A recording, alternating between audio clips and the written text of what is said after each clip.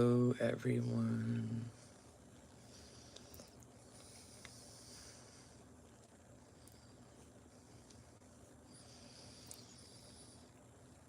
Hello. Hello. Ah, yes. Florida hurricane party. Hello.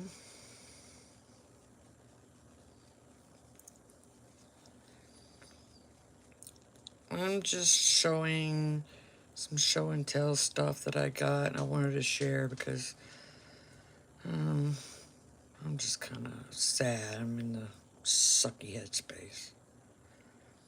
No, I'm up in South Carolina.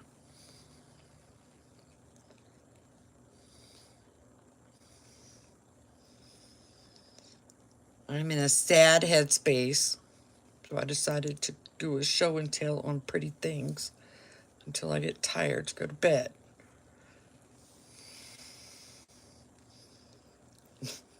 And I can show some of my naughty stones on here too. You didn't miss anything. I'm waiting for y'all to get here.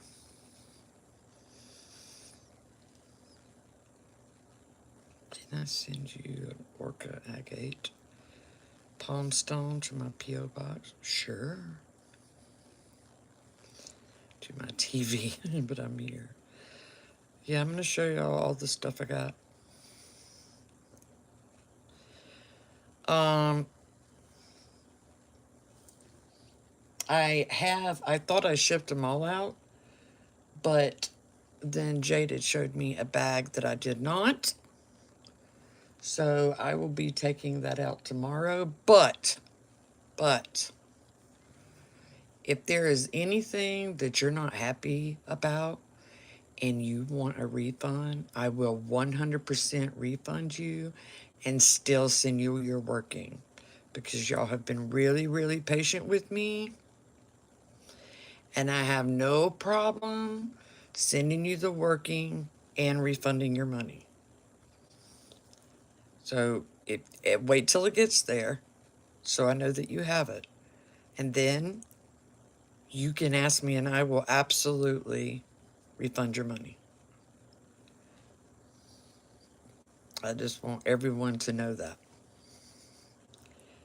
No, I'm not selling myself short. The people that ordered in April and May have been beyond patient and beyond understanding.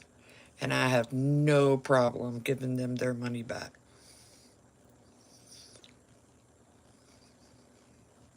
Hello, everyone. So you should get it in the next week and a half.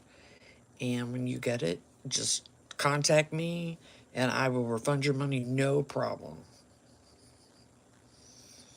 Is in my chaos for you? All right, sure. Yeah, it does. Sometimes life does happen, but they've been really patient.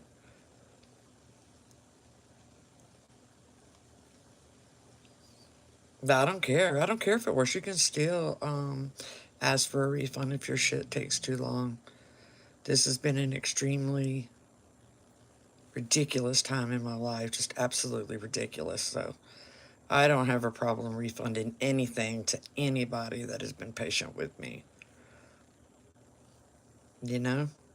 I'd rather refund your money, you finally get your working, and it worked, and you still believe in me, than to not do that. Does that make sense? Like, I know where I came from. I know how I got to do this for a living. I know. Other people, they like lose where they came from, but I know exactly why I am where I am today, and it's because of y'all. So I don't have any problem returning that money. Hey, Machete Bear. I haven't started anything yet.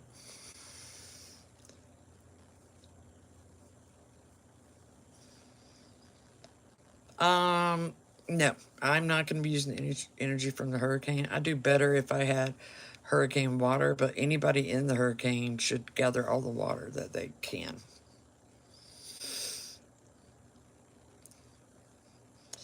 All right, we'll get started with my show and tell in a minute.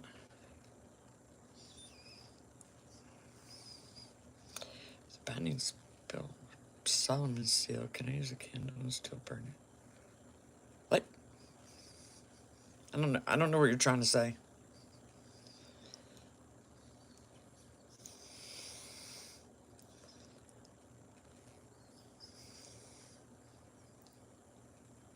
Rosemary water works hella good for some people. Hella good. Oh, hey, El.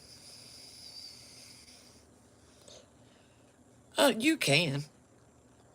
You can. I now use like organic tobacco because of all the fillers they put in cigarettes, but you can use it. I'm just at a point where I can afford to get the non-processed tobacco. You know what I mean? But when I started out, if tobacco is what I had and tobacco is what I used for my cigarette.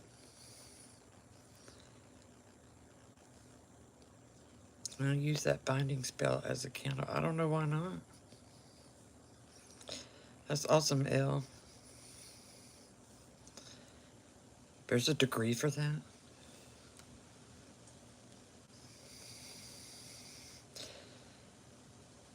All right, I'm going to start with my show and tell. Y'all ready? And by the way, I will make a post to tell y'all who I got the crystals from. I got the crystals from I think I got two different people up here.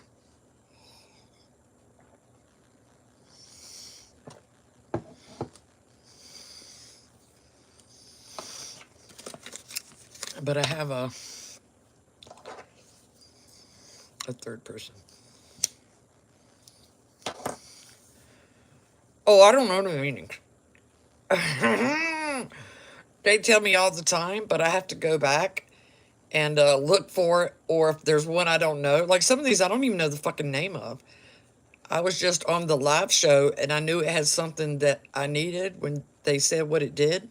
So I got it, but I don't remember. I have to go back and ask Georgia from Virgo Gems. I'm like, I know I bought this for a reason, but I don't remember what it was. So some of these have I don't know what the fuck they do. You know what I'm saying?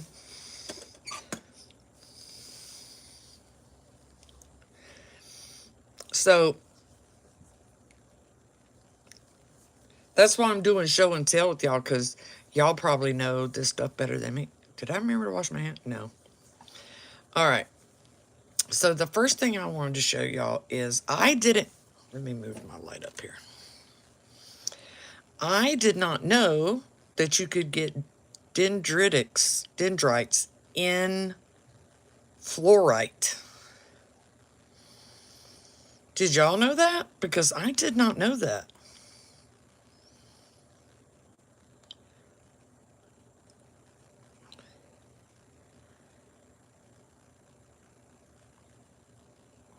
No, what I'm holding right now is a dendritic fluorite. I didn't know. The reason I like merlinite so much, I think that's fucking agate or chalcedony or something with dendrites in it, is the dendrites. And you ain't got to be shining your big... Okay, well, I did not know that this was Did y'all know that was possible? Inclusions, but there has to be I'm sure there's a specific natural process that causes this shit. The dendrites. I got one on order. I got one on order. It's so heavy. And yes, I did get a lighted one on order. They sent me a little one to do until I get it here. But, oh, no, like, I do not have crystal knowledge. Y'all don't understand. I don't have it. I have to get people to tell me, and then I write it down. But this I got, I don't even remember what the fuck fluorite does. And I got something else made out of fluorite. And so somebody has to remind me what fluorite does. I snapped this up because there's dendrites in it. And look at that. Look at the, like, what process? You see the cleaving of the other mineral in there? Like, it looks like there's saran wrap in there. Yeah. Check that shit out, man. And the price that I got on this was phenomenal. What it was is I had a reading.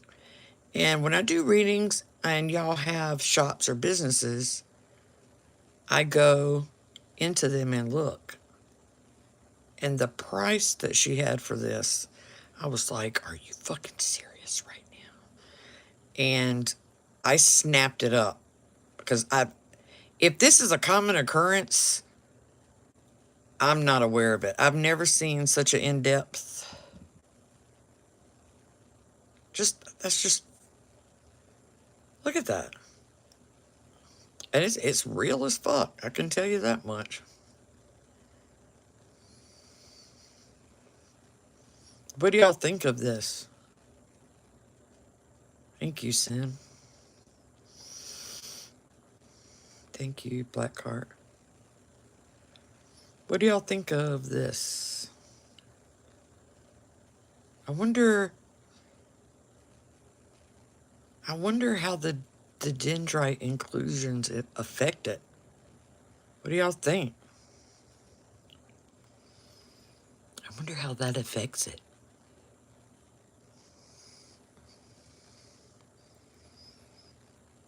Because of what'd you say, iron and manganese? I wonder how that affects the fluorite.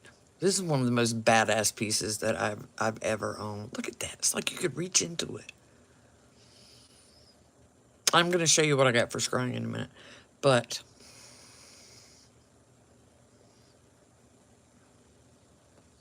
I could stare at this thing for fucking hours.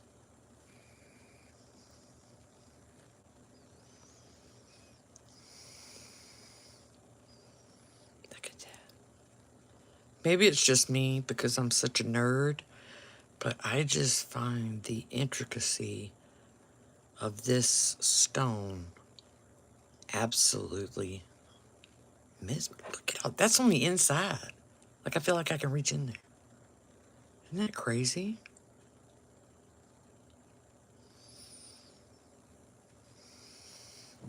So,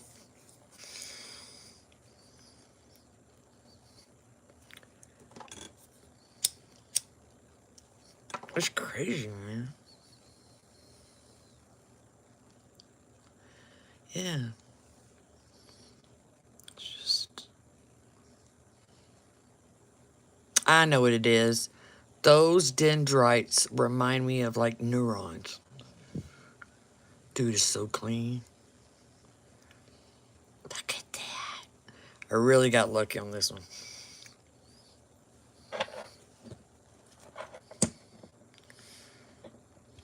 So, this thing's heavy as shit. So, for scrying, I needed I don't know what the proper term for that is, but see how there's a kind of a cleft in that quartz of a different layer in there? See what I'm saying? This thing is so heavy. It's got something there. That's not on the surface. That's on the inside. But I won't, this is, oh, see that? That's on the inside though. It's not on the outside. But I needed that stuff in there because I put candles behind these. That's how I scry. So I don't want a lighted stand for it. So apparently a lot of people want clearer, but I need this fucked upness in order to scry.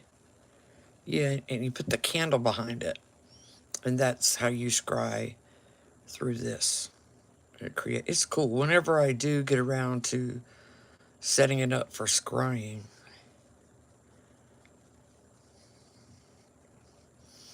I know that looks like there's bubbles, but there's not. It's like all those little things. They're not bubbles. It's like when a crystal gets stressed, pressure stress,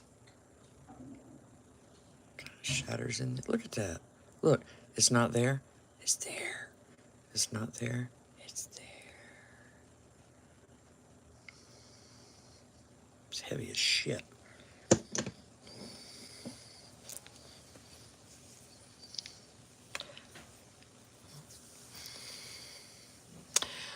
Actually, that crystal ball thing, being closed or whatever. If they keep up with that, I'm just gonna make another video like I did. It's considered the Romas are the ones that are claiming that. They claim everything. It's the Romas that were probably claiming that that's a closed practice, and just like the tarot cards, I will come with the receipts for that too. So, um, I'll educate them on that too. Hold on, I gotta plug in my phone.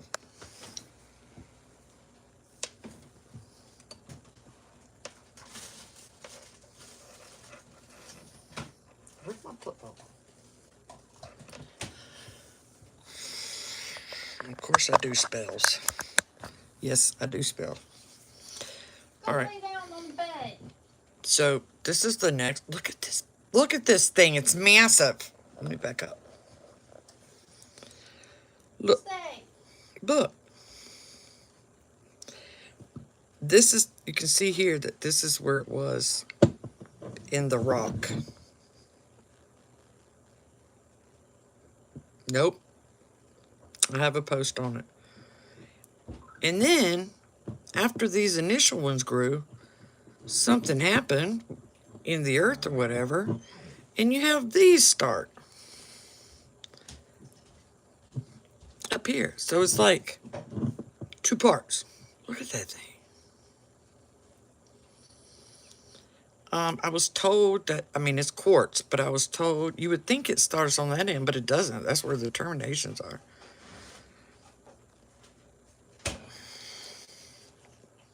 Shannon Rusting, yes, there are.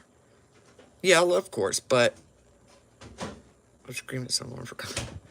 But there was some interesting natural processes that started, because what this looks like here is that it looks like originally this was the top, and somehow it got broken while still in the ground, and this was the break-off point. And so then this started. I know this type of clear quartz is called shadow quartz for some reason, because it's all stuck together, I guess. No. My nails are dirty and stained. I'm sorry. Isn't that badass? That thing is fucking huge. Like, damn.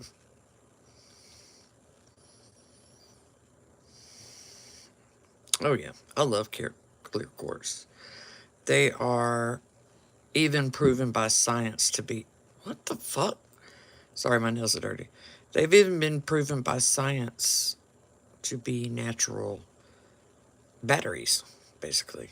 They can hold a charge. They can hold spells. They can transport a spirit from one place to another. What do y'all think of this?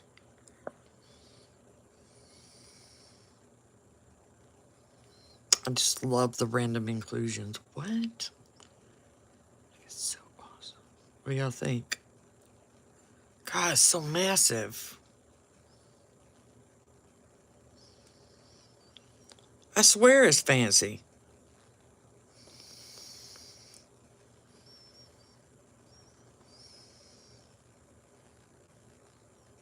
I don't even know how to mount this for display, you know? I guess I should mount it there and have it upright, but yeah. Maybe mount it like that at a slant. Fucking amazing, man.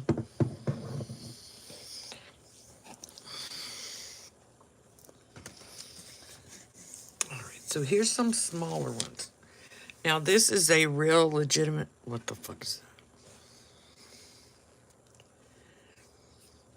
What is that? I can get that. There's something stuck on it. Whatever. This is a legitimate fluorite starfish. Like a legitimate one. Not like a crystal scoop one. Oh my god. Why are you there? I'm going to cover it up. Isn't that cute? I literally got this one because it was cute. But it's really heavy. There really is a weight there. I don't like the crystal carving. So that's, but I was like, this is real fluorite. And it was so beautifully done. I can't pass that up. Yeah.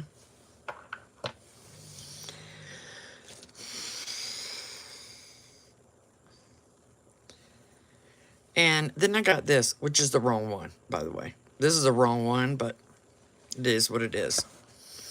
So this is the cross section of a amethyst covered stalactite. Right? But the one I bid on was solitary, so that I could use that as a evil eye amulet. But they got confused, and this is the one that I got. So, I mean, I ain't mad. It's still beautiful. But could you imagine seeing the entire amethyst stalactite? That's crazy.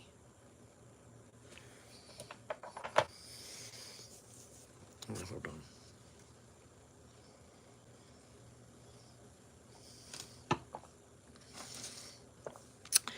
This one, I can't fucking remember what it's called. I swear to God, I can't remember. But it's these... I think this has, if I remember correctly, and I don't remember what it's called, but it has something to do with,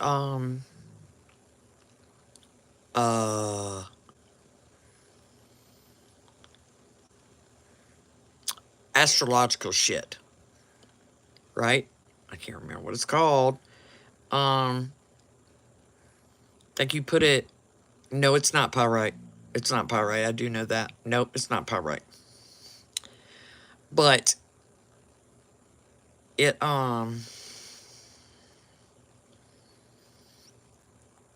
it's made to... If you're an astrologer person, it's made to make your readings more accurate somehow. I'll have to get the name from Georgia. I know it's not pyrite, but I can't remember what it is. It's some other thing that's usually overlooked. It's not a very common one. So anyway, that's that one. And then I got this, I got this. It's some kind of calcite. But that blood-looking stuff lends a name to it. I don't remember what the fuck it is, dude. Yeah, I just realized it looks like a little person with wings. I know this is calcite, though. It's got those square crystals. See the square?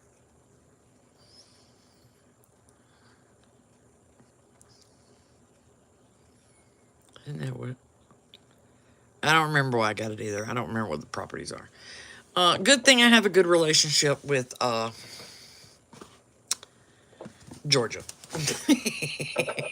Because she comes back and tells me what the fuck I bought. And I'm like, oh, okay. All right, now I'm going to show y'all. We're going to switch gears here. Oh, wait. I have one more. Hold on.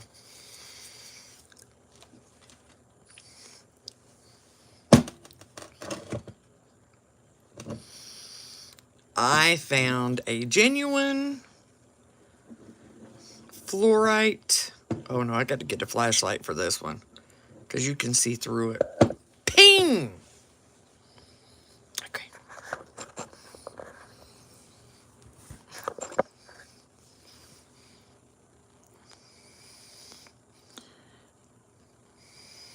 So you can, fuck, I can't get through. Okay, so right here in the head, okay, there you can see. See the clear layering? This thing is so heavy. It is so heavy. Now I'm going to bring it back closer. So, this is a big boy.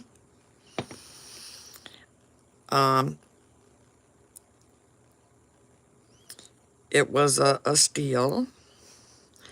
Now, this type of thing, I will explain. See the difference?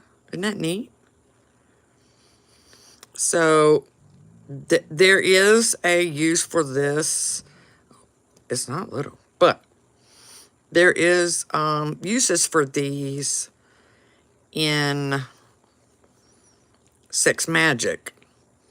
And see the layering? And when I get to sex magic in my course, I'm going to teach you how that's done. So you can see the intensity, like it's real, not fake. You can see all that in there. In the big balls. So yes, there are uses for these in sex magic, and the only other one that I need is the clear quartz. I need a clear quartz one. Most people, if you don't work with negative energy like I do, you can get the rose quartz. But that's not beneficial to me at all. But most people use that instead. I need some of these other ones for that. So that is it is so heavy. So I got my big ping with my crystals. And then they sent me a little mini peen with it, if I can find where I put it. I was like, no, you did not send me a mini peen. Hold on.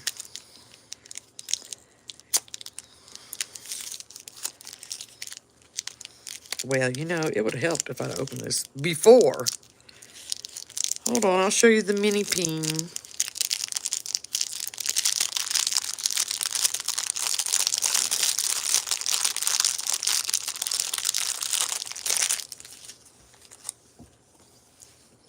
Boop. Hello, my name is Mini Peen. See me? I even got mini balls in my mini peen. Look at the, what do you call that inclusion thing? Wait, I gotta refocus. Oh, let me do the YouTube thing. There. Look at that. That is a really beautiful piece. Like, this person has legitimate. It's really hard to find an actual real stone peen. So we even got the little peen. Boop.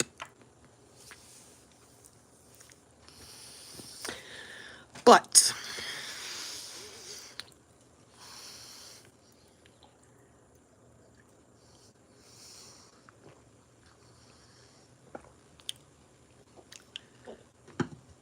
well, I only work with negative energy, but I'm saying it's not conducive. Rose quartz is not conducive to us that work with the negative stuff. Okay. Now, banana duck. I wanted to show you my latest scores in books. So, that's what we're going to look at right now. Pinged it.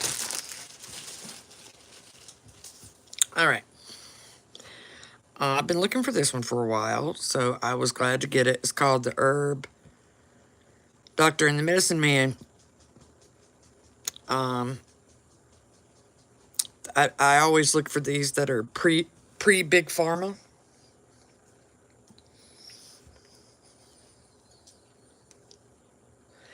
So, open this up here. So, it tells you where to order back then.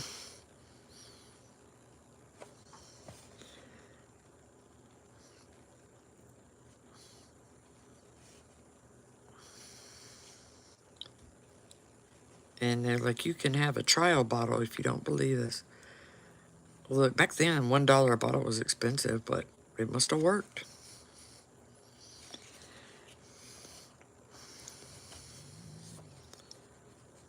So,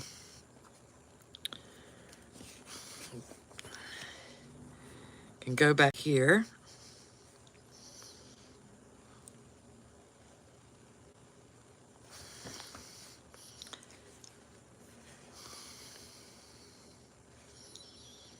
And it gives you all the herbs that they used to use. You know, to get rid of illnesses. Okay. Indian balsam mixed with sweet root or liquors. Chew it in place of tobacco. As if you got chewing backy. Liquor habit remedy. Golden seal. Isn't that great? I'm trying to see the publication date of this one. They don't always have them in these paper manuals. No, it was, actually, no, I'm thinking of something else. I'm unsure about the, morphine thing. I think morphine was the beginnings of Big Pharma, but cocaine wasn't. I don't see the date on this, which I'm not surprised. So, I'm sorry, Peen. So that's the first one that I was able to find. And, okay. Then I was able to get a really good copy. Age and magic, more specifically. I know, but no, you didn't steal the word physical. I put it on there because I was tired of explaining it, so it's fine. Mama, you think you can put an age on magic more specific? Okay, traditional magic has been around, or I'm sorry, physical magic was the first one after the deities came down. So, at least since Homo sapiens have existed, we know for sure. But there are some things that we're finding that show that Neanderthals did it as well, which is shocking to the archaeological world. So physical witchcraft has been around for most of humanity's existence, since we do not have a specific time record of when we switched over to deities from animism. So, like, at current rate, we switched to deities roughly 5 or 6,000 years ago. But that's only because that's as far back as we have a written record. So we just don't have enough research to pin down exactly how long ago it was. You know what I mean? So that's what we have to go by.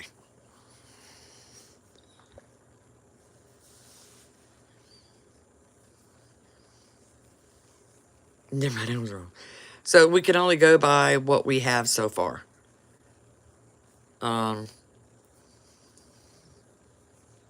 But that's just because, well, number one, we can't dig around in Africa because China took it over. So I feel certain that there was plenty done with physical craft, or the deities or whatever came down a long time before that. Because you got to remember, when the Sumerians tell us, that's just the oldest record we have.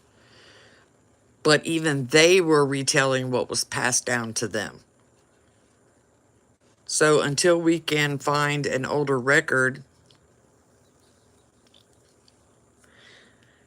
we know for certain 7,000 years, I'm sorry, about 5 or 6,000 years ago, that we can prove. We can only postulate on how far back it goes because we find artifacts such as herbs being used in the grave and stuff like that, or containers that have herb residue, but it's not labeled as any kind of medicine. So it's very, very hard. It could even go as far back as, let's say that the deities didn't come down this cycle, this earth cycle. So the Sumerians might have been retelling it, and their ancestors might be retelling it. So we're really not certain. But we do know that that's where we got the information from, was those dudes. Those dudes!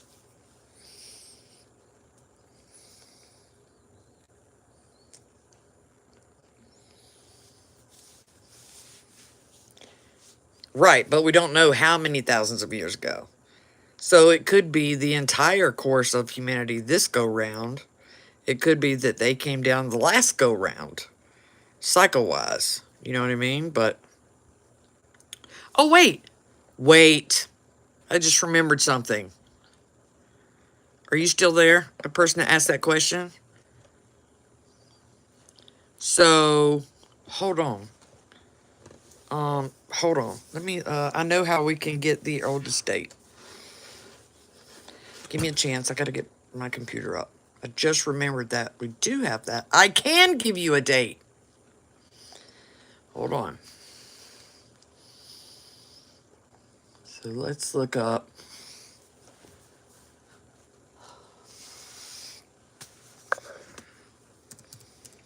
The oldest.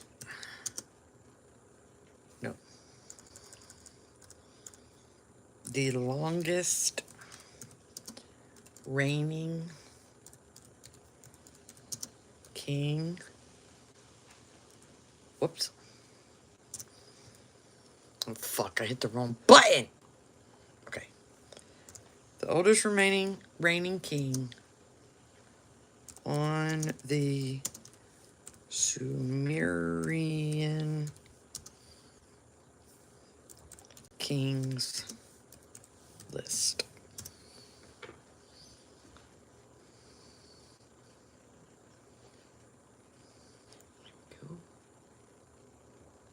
Let's see. Pull that up.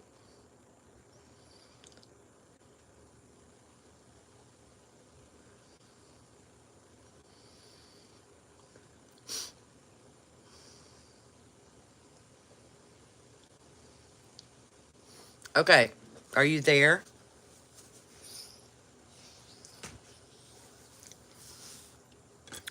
Hello? I can't see y'all shit. I don't know if you're here. Alright. So.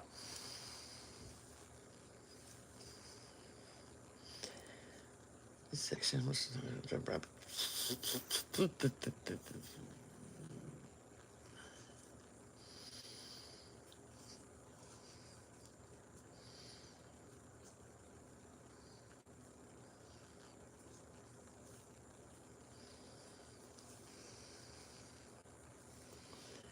All right, so the first, when they were here,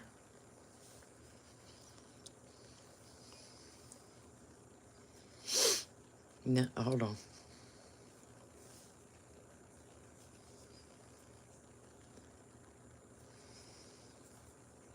Okay, so after our friend fucking Enlil flooded the planet, the first king,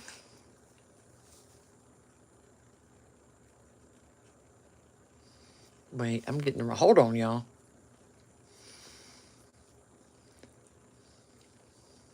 They're not giving me the,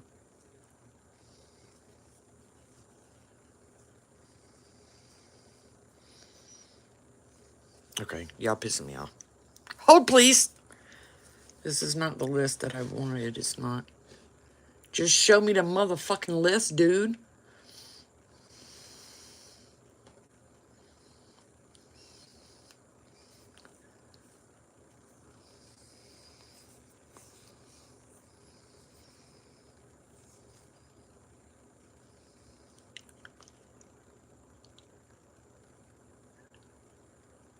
Okay.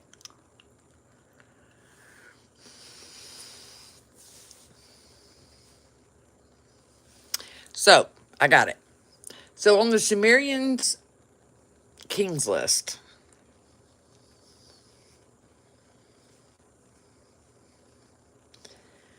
there is a discrepancy about who ruled when. Okay? But the oldest ruler was, so that means we learned for 36,000 years. So 36,000 years is the estimate for when we've been with deities.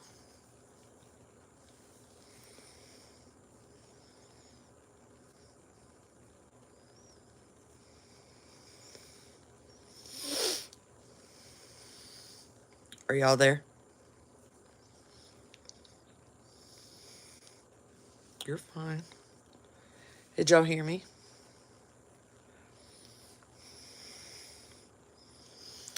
And then after that, the, let's see what we got. All right, after that,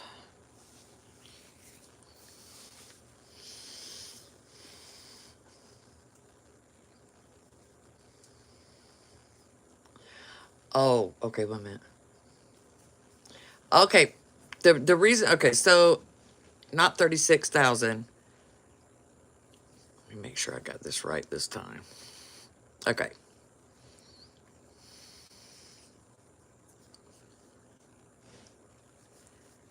23,310 years, 5 months, and 3.5 days ago. That's where I get. So there was a, after Enlil decided, fuck that shit and flooded us, we had several kings that ruled over for a total of 23,310 years, 3 months, and 3.5 days ago. Now you that's their record. That's how detailed it was. And if you, that's where it started. So if you go in, I'd have to go in and add up each dynasty to tell you exactly when. So in other words, they have a record. So the furthest one back was that 23,000 whatever years ago. But that's just where it started. So I would have to add, does anybody got a calculator?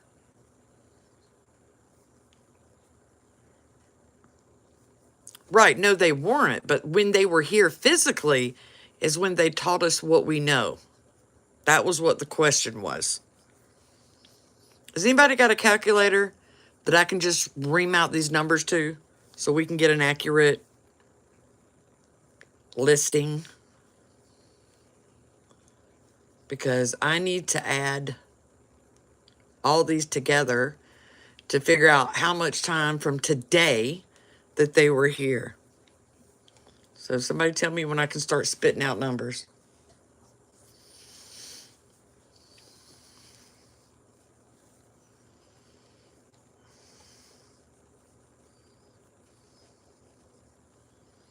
Somebody tell me when they're ready. 213 plus 108 plus 91 plus 30 plus 181 plus 25 plus 491 plus 93 plus 100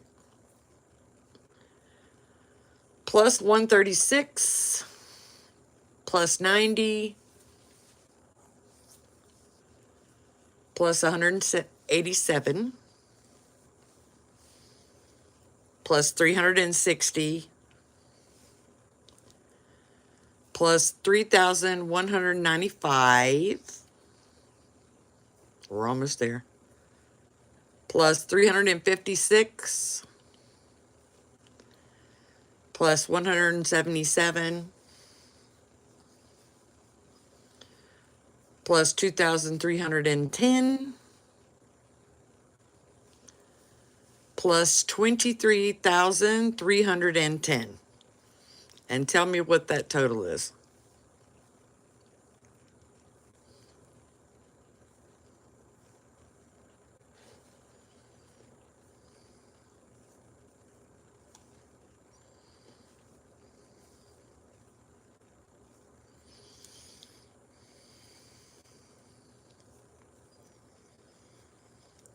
What? I will beat your ass. All right. I'm going to try this one more time, dude. Can I have more than one person with a calculator, please? There we go. 31,453 years ago.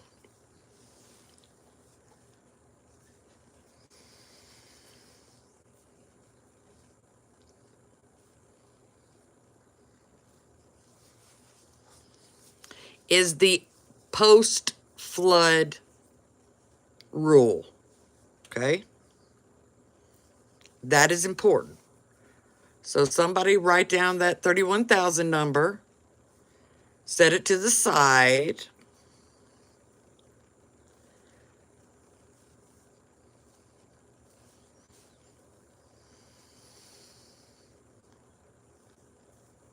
And then tell me when you're ready. Oh, no, that's not how long ago. So just hold on. Put that 31,000 number to the side because that is post-flood.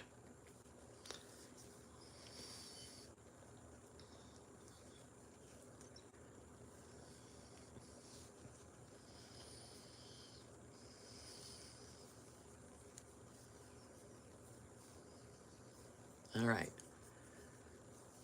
So when Eridu fell and the kingship was taken to Betsybura.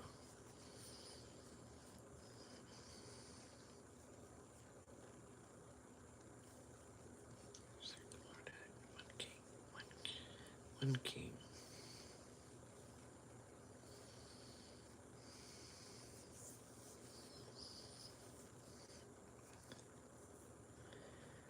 Are y'all ready to add to that 31,000 number?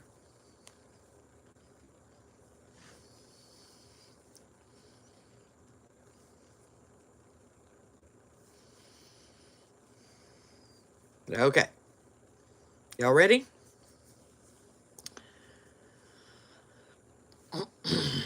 So, to that 31,000 post-flood number, after the kingship descended from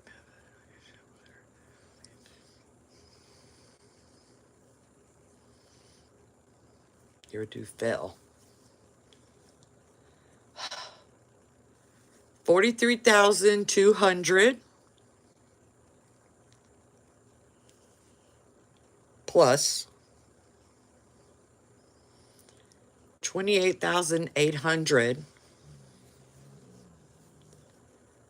plus 36,000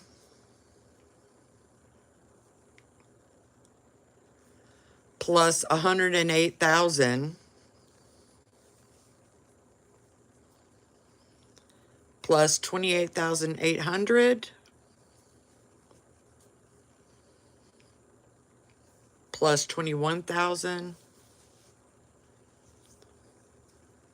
plus 18,600, and then add that total to the 31,000 number we had before, and tell me what you get.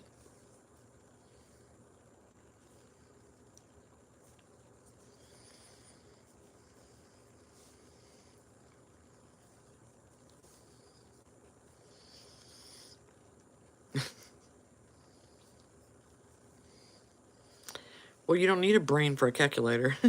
That's why I was asking people to calculate it.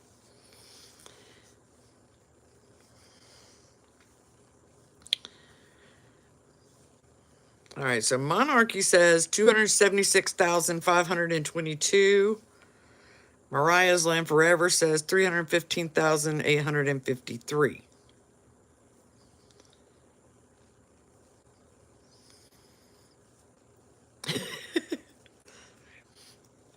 And y'all added in that 31,000 something years that came after the flood, right?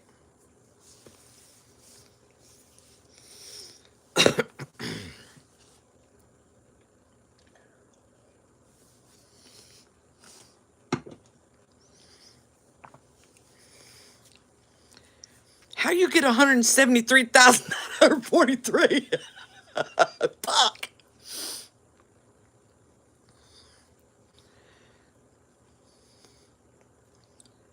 31,453 had to be added to that number. Is that what you did to get the 317,000 whatever?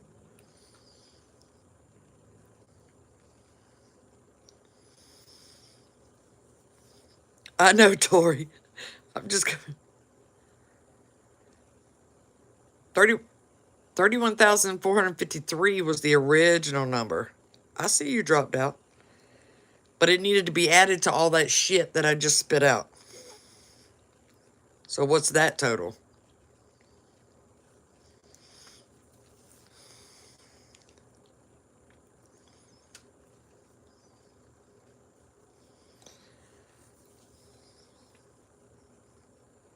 Lord Jesus, I'm going to...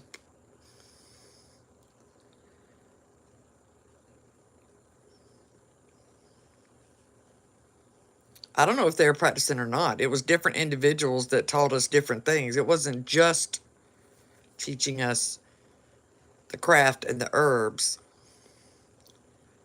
So, roughly 315,000 years ago is when this started. So, they just taught us everything we know. So, some of them taught us the herbs and the witchcraft. Some of us taught us how to do metal smithing. They taught us how to do agriculture. All right, so roughly 315,000 years ago. They taught us to do everything. They taught us the sciences, the sky.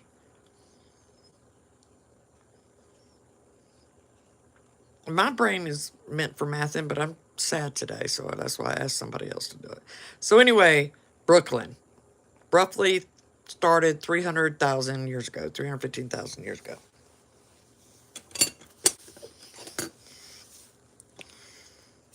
I forgot about the King's List, duh.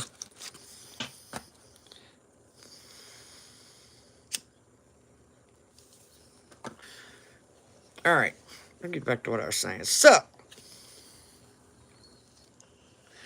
I also got this one, the old herb doctor, which, let me see what year we're in here. An astounding corrective and recuperative flowers roots. Bitch, open. 1941. So this is in 1941, and this is a reprint. So,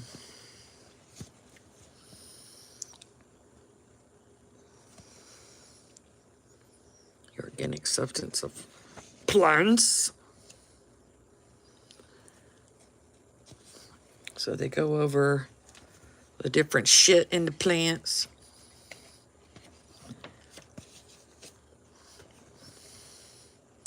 How to keep young. Oh. Watercress. Slap some on my sick face. Anemia. You read it? Give me some. Got some animal stuffs. Look, they got plant remedies for aminals too. Asthma.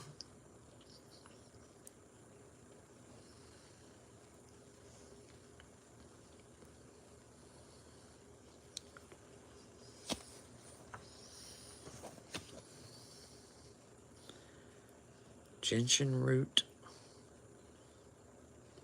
What? You can use gentian root for that? I didn't know that. I really gotta read this shit more deeply.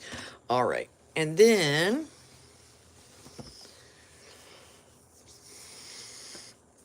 I got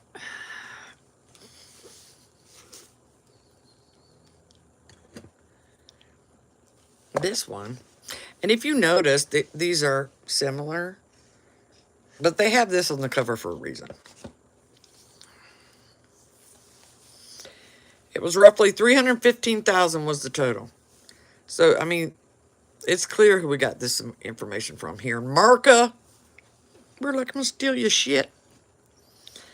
All right, I think this is the 1930s version because we got some nice coloring in this one. Why you gotta rip out the fucking date page, asshole? This one has some really nice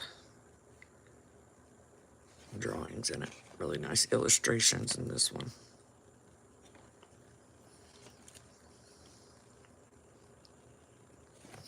This is the stuff that I can't teach because I can be sued.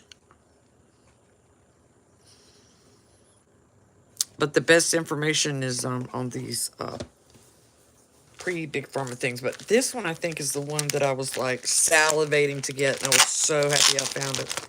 Let's see if I can find it.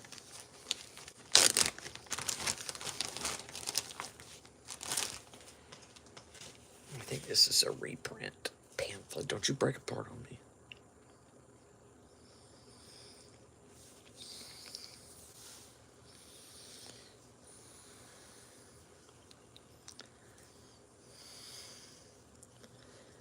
Oh, yeah, so I can't teach that.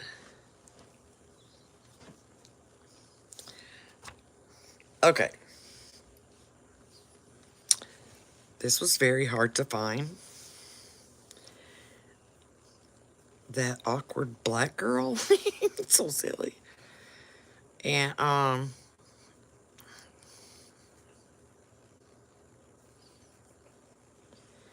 so as you can see, this does not have a title.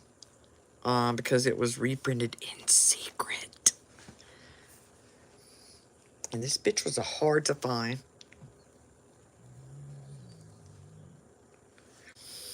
And if you think about the time period in America, When I open it, then you're going to see why it's so difficult to find.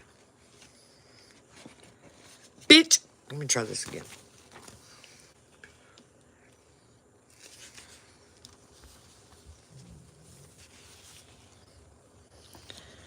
All right. Concerning ancient magical properties in relation to modern science, herbs, and magic. Okay. You just don't see this anymore. You just don't. I can see all of yours. What? Like, this was no-no stuff. You're not supposed to write about the no-no stuff. And then, show you something different. What? Y'all aren't as excited as I am. I'm excited.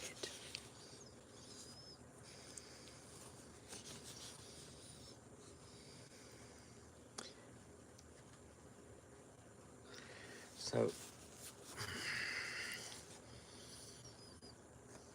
it gives you some of the older. It does go into the practical use. Oh shit! I broke the pen again.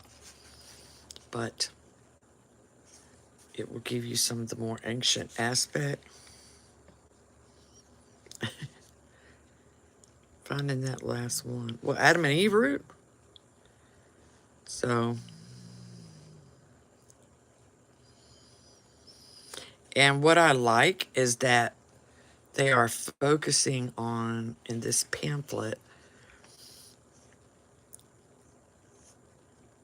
for many notebooks in my collection, is they go over the stuff that is most commonly used in what I do, which is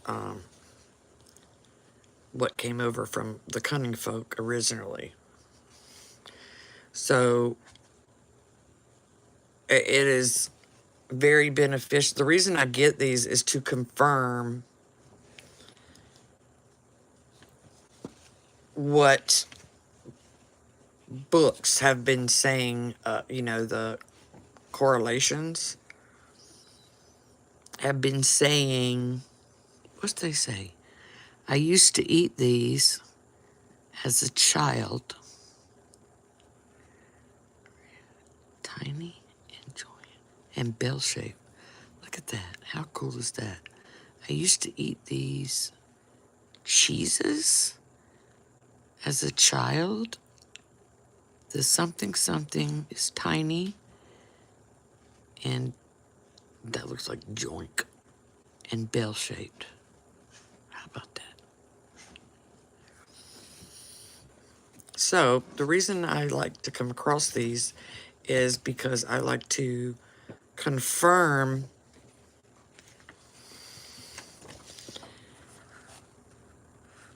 it's just confirmation, especially with the herb book that I'm writing, that, yeah, I have Lucky Hen root on my shelf. If I'm going to write a herb book, I want it to be the most accurate and comes from one. Yeah, that's the Lucky Hen root. I have it. And so that's why I get these older things, because I want to confirm, oh shit, that it's the same, that it didn't change, that the Pinterest witches and the Wiccans did not change the original correlations to fit their agenda. What's going on? I know we moved on, but I wanted to make sure which foot she gave me can use both together. Use both what together? I'm so confused.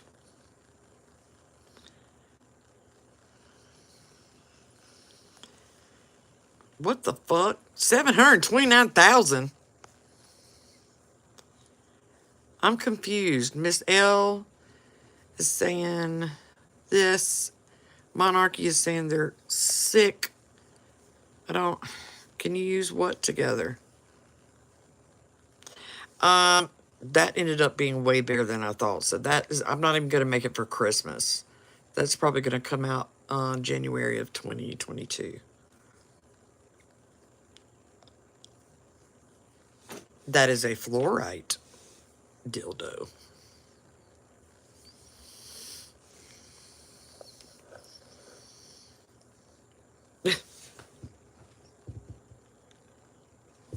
Sorry, 2023. I'm telling you, once you hit a certain age, you don't fucking pay attention.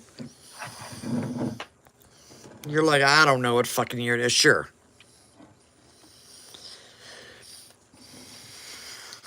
Oops, my pain is not in the picture.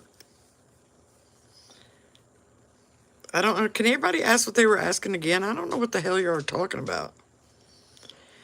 Do I think Scott Cunningham's books are good for reference? I think that they are mostly good for reference. The reason that I do not care for Scott Cunningham is because he attaches planets and gender to plants, and he leaves out any correlations that are malicious. So I will not be doing that. Two different females that practice different stuff. Can I use the black salt with a fiery wall of protection? Honey, try it. Try it. That's how I found out what works and what doesn't. I fucking tried it. Throw shit together. Try it. Yeah, I'm sorry, Marlix. I can't control who I go in and help in my dreams. I don't have memory of it. Fats, get on your bed, dude. I didn't pay $60 orthopedic dog bed for you to lay on the ground. The hell, bro?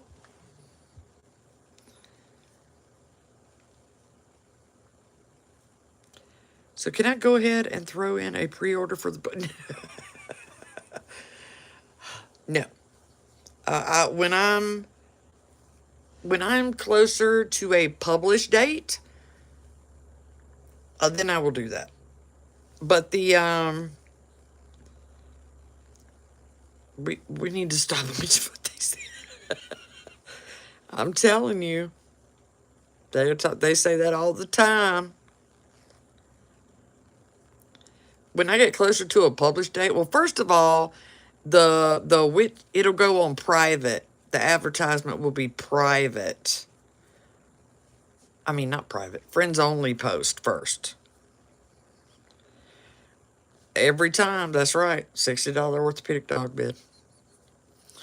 So, what'd I say? Oh, when it's ready to go, I will post it on my TikTok, but it will be friends only.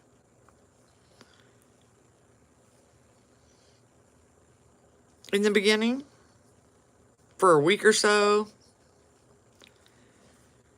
before I make it public. But it'll be sold off of Amazon, not off my website. So when it's ready, it's ready.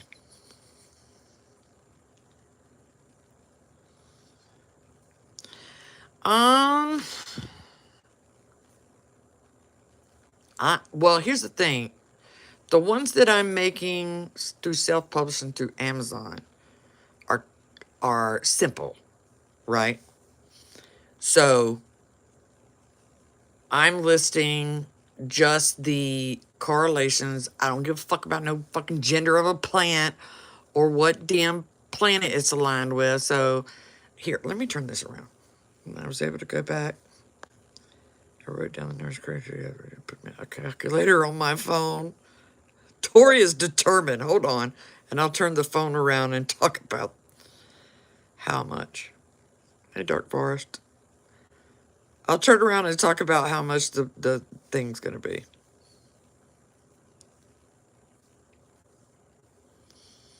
You got the 729,000 number again.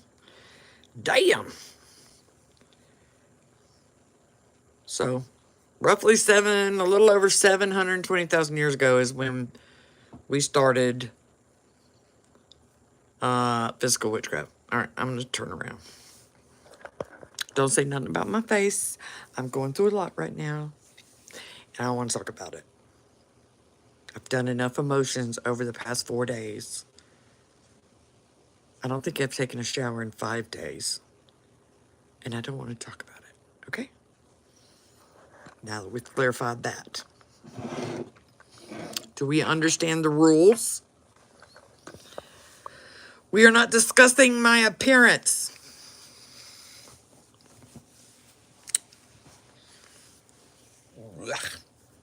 I can't deal. Oh, hell no.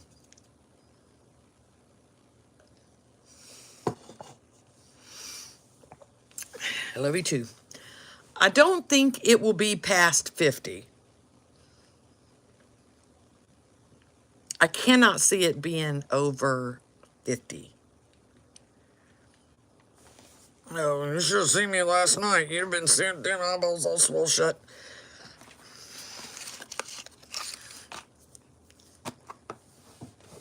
Do you have any tips for helping someone move on from me? Okay, Monarchy, ask your damn question so I can talk about the damn herb book. Hurry up! Chop, chop. Choppity chop.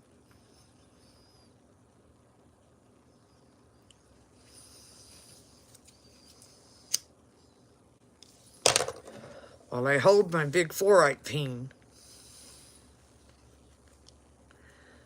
Yeah, I gotta take a shower tonight. Is what screen black? Am I out of touch today? Why am I only catching bits and pieces of what's going on?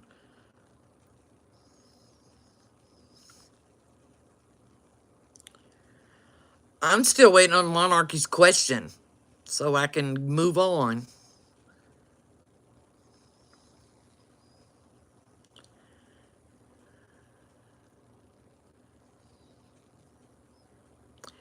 Oh, that would knock him out too. There are herbs for that. Hold on. What are they called? What's the terminology? What's the terminology for the herb oil that you make to put on an object? Hold on. What's it called?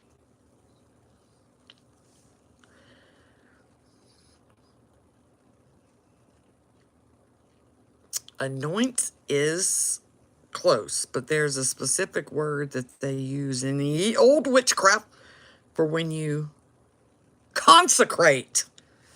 Consecrate. So there are specific herbs for consecration. So what you do is you look up, find out, or take my class, and you find out what herbs are consecration herbs. And then you put those herbs into an oil, and you need to let it sit in the dark for minimum, if I was doing it, minimum of 3 months. You can put it into oil and and then warm it up to make it go faster, but do not let it boil. You'll break down the structure of the herb. And then, when it's done, use very, very, very little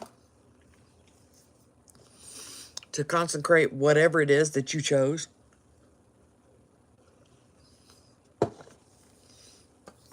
That's the same way you change outdoor statues and items into wards,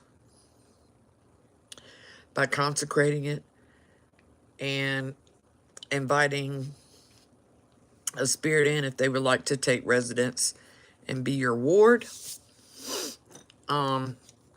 That's the way I do it. I'm sure there's lots of ways to do wards. I probably covered it on my class on wards.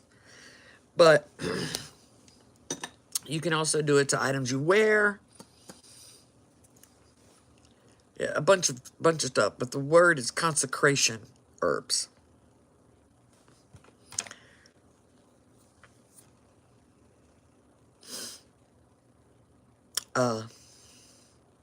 Okay, the book. The book should not be over 50 because here's the bottom line: is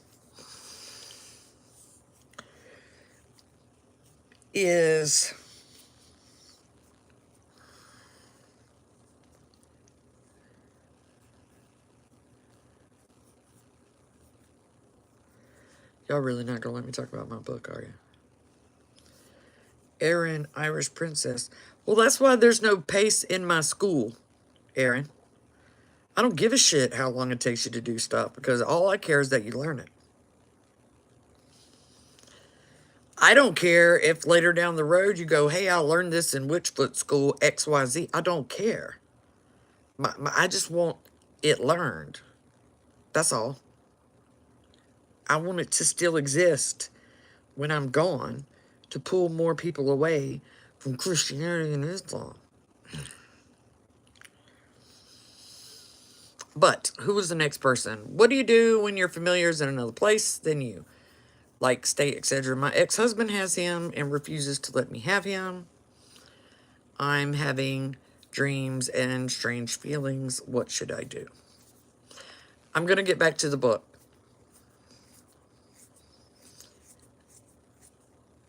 Yeah, take the free one to make sure that we mesh well.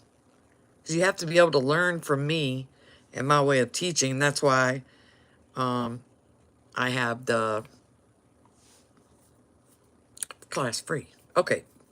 The familiars that those play. Well, here's the great thing about familiars. They're not trapped in the animal that they choose. So, if, let's say, I'm going to give a for instance. So, if that is, in fact, your familiar, then what you have to do is leave it alone. You need to leave it alone because if it is your true familiar, then another animal is going to come into your life. Not one that you purchase. That's not what I mean. I mean, you'll be walking out to work and there's a meow coming from the bushes because somebody dumped a kitten in the parking lot. Or you go up to your doorstep and some grown-ass cat you've never seen before in your life follows you in. I'm using the cat because they're usually in cats because, you know, half in, half out. So they are not bound to the animal that they're in.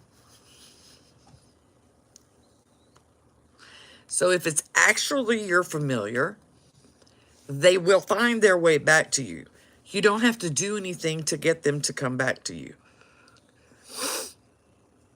And you just have to trust in the process. Of course, you want it back. But divine timing does not match up with your timing. All right, I'm going to stop and talk about my book. And then we can talk about questions. Then you can ask me questions. So, my herb book is going to be very, very, very brutally simple. Okay? I doubt I'm going to have any design on the cover. It's probably just going to be like a cover in this going to say Witchfoot's Herbal Grimoire or some shit like that. Okay? No designs, no nothing. I want it to be cut to the chase. I don't want nothing fancy because I want it to have the appearance of what it is. This is a resource book. So when you open it, of course, it'll be dedicated to the witch feet. But when you open it, it's going to be, the first section is going to be alphabetical. Okay? And it's going to have everything from A to Z, plants and trees, since nobody wants to put trees in there, which irritates the shit out of me. Then there will be a very small section on rocks. Not crystals. Rocks. I love rocks. And then there will be the most common correlation list, for instance, for healing.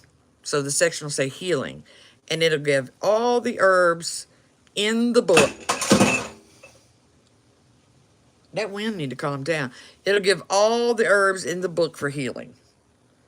Or, you know what I'm saying? There'll be a few very common titles that we look for the most. And then there is going to be a specific Baneful section. So when you look in the alphabetical side, it's not going to be there. When you go back over here to where I told you I'm going to give common uses that it looked up, you're going to have Baneful. So those herbs may do other things, but I'm only showing you the ones that are Baneful. You know, they'll have multi-purpose, but do y'all see what I'm saying? Does that make sense? It's kind of like a guide. The back will be more of a guide to the most commonly inquired about correlations. And one of those will be Baneful. Because nobody wants to do that either. I've looked in over here to Poisonous Path and this other shit, and I'm like, what the fuck are they talking about? Like, what are they talking? I don't understand. So, there should be a very small section on the most common animal bones that people come across naturally, okay? Like uses for bird bones, cat bones, raccoon, possum, deer, you know, the common stuff that we find here in North America. So it won't be extensive, but the most common ones you see hit on the road, that's what's going to be in there. And then finally in the back,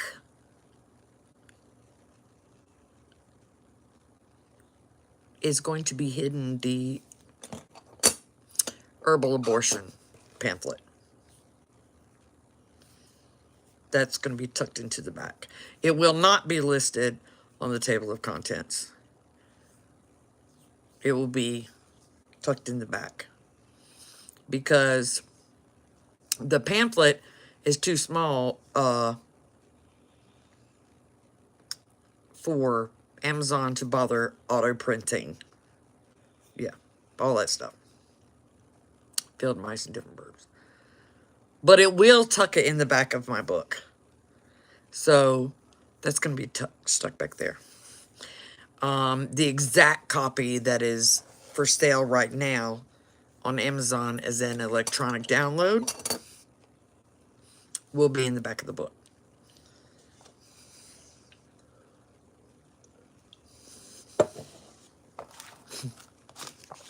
Yeah. So it should be, what I did was I am pooling. Okay, y'all need to understand. I have pooled. There's like 4 current well-used herbal correlation books on the market today. I know, that's why I'm making a Baneful section. So I'm combining those and pulling off the, you know, cross-referencing each other and pulling out the bullshit out of it.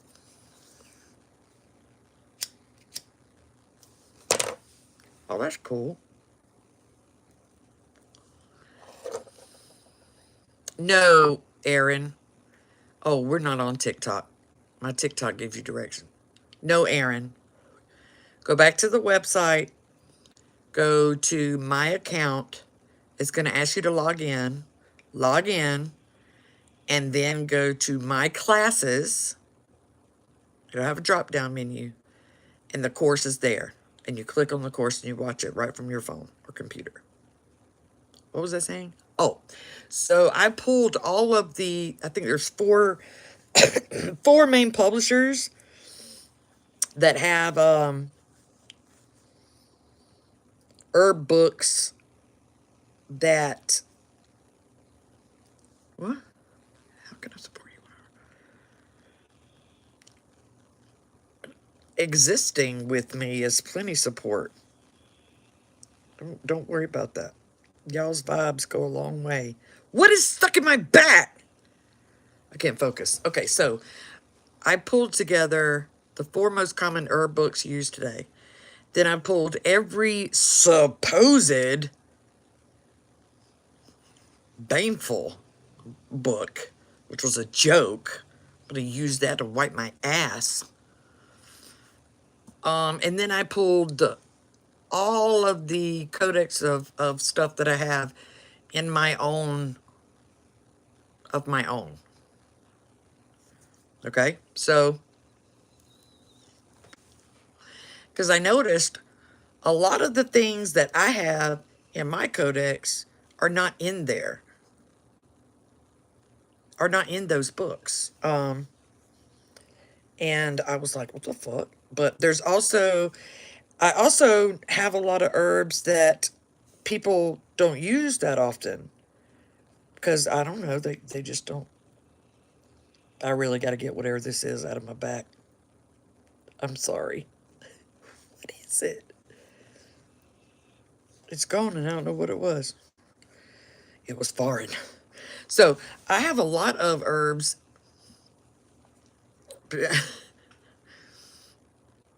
If it is a Baneful book available on Amazon, do not waste your time getting it.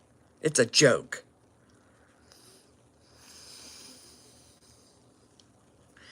Anyway,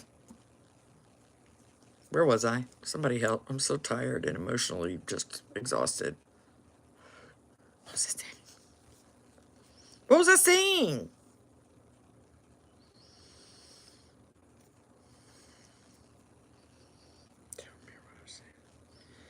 I don't remember what I was saying. I'm so tired. I'm tired, but my brain won't cut off, which is why I'm on here with you. Oh yes, yes, yes. So I'm pulling all those together, throwing out all the bullshit. But then when I look at these books, there's a lot of things that I have in my codex that is not in there. So I want to add that in. And then there are a lot of verbs that are not in there at all that I use. And don't waste your money on them Baneful books. Don't waste your money on them Baneful books. You don't need, number one, they don't give you all the good Baneful herbs. But you don't need a spell book to do Baneful. You just need the right ingredients and make your own spell. That's why I try to tell people over and over. Miss L, what are you trying to say about the back of the book?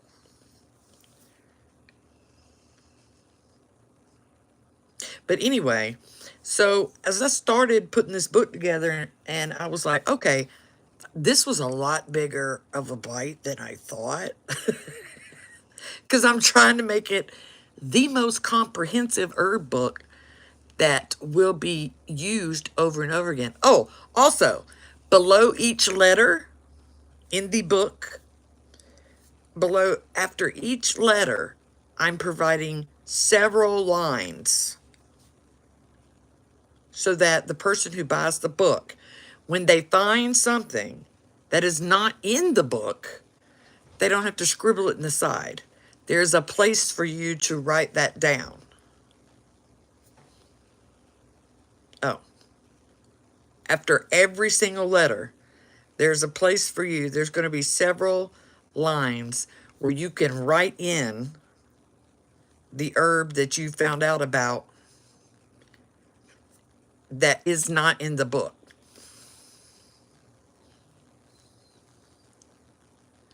Well, I'll tell you what mushrooms, the reason mushrooms are not included in most herbs books is because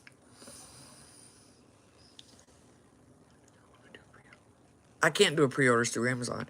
are because mushrooms all do the same thing. No, I lied. Yes, no, I'm true. The mushroom part that comes up out of the ground all does the same thing. They break down the past to make the ground fertile for something coming in the future. So I have mushrooms in my new beginnings. People ask me, they're like, is your path clear the same as your new beginnings? No, two different things. So I'll add that in there. The other part of the fungus, not the mushroom, the mycelium, will also be in there, because mycelium is a phenomenal ingredient that I use on a regular basis for communication. So mycelium, every fungus has mycelium, but the mycelium at the base of trees and in potted plants, that way you know which kind you're getting, is the communication line, right? So your regular mushroom that makes the fairy rings or that grows out from the tree, it has mycelium. It does have mycelium. So the one you want for communication, though, will be at the base of a tree. Also, if you ever flip over a rock and see the white threads, mycelium is the only thing that can pull phosphorus out of stone. So that, too, is the communication. It gives that phosphorus to the tree in exchange for sugars. The reason I will put the death caps in the Baneful stuff, but the reason I don't recommend it is because it's hard to get them dry. And if you don't know what you're getting to dry it, you can fuck around and your spell won't work, but I'll put it in there. But yeah, as long as I'm going to differentiate the type of mycelium. I love Deadman fingers. I will also put things, there's a very few plants in there that I'm going to put an asterisk beside, because if you find it, you better only take one of them. Like ghost pipe, they'll come up in a little clump. Don't you take that whole clump. Don't you do it.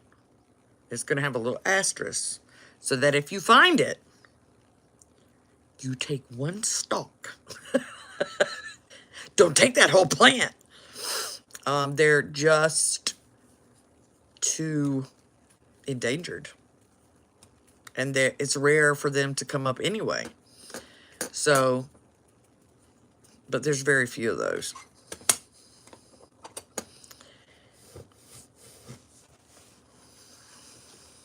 I was playing with a pickaxe.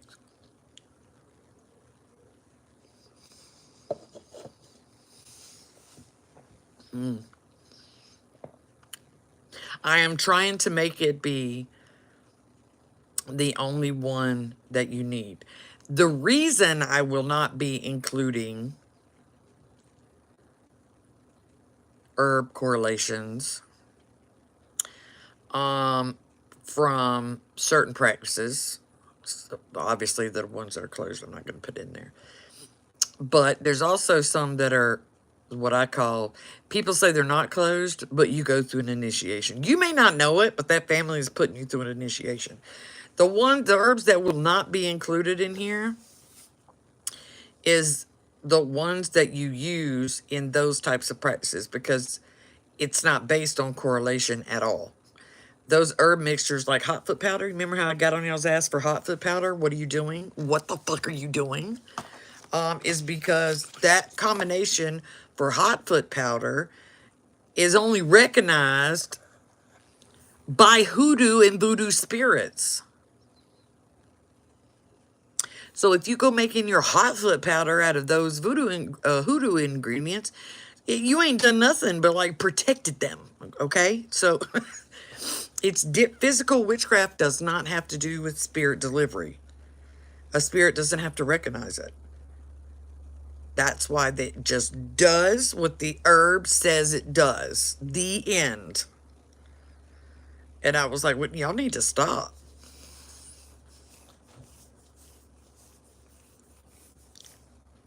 Well, you spilled it almost right. So, like, oh, these people get on my nerves.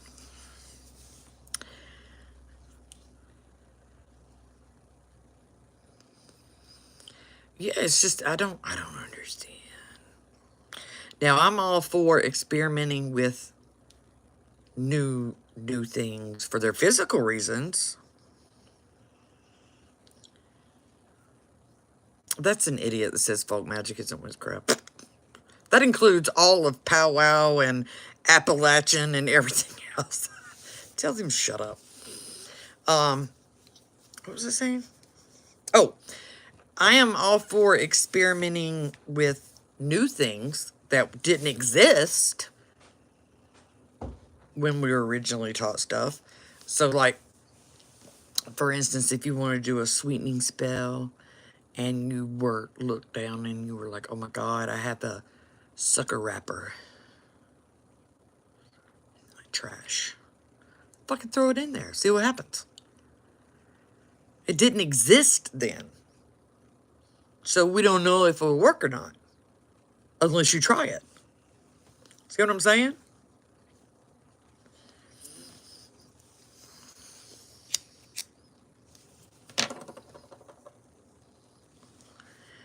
Not necessarily, Miss L. That's the same as intention is everything. And intention is not. It's about 50%. Let's say you're making a nasty spell and you have a taser, right? And you're pow pow. So put your shit in a bowl and just be like, but don't actually hit the herbs. We don't want to fire. But be like, bzz, bzz, bzz, bzz, bzz, bzz, over the bowl. See if it makes it worse. Think outside of the box for things that didn't exist then. What's that card? Like a tower card. You want somebody's shit to get jerked out from underneath them? Fucking throw a tower card in the middle of the spell. Set it on fire and let it burn. Add the ashes.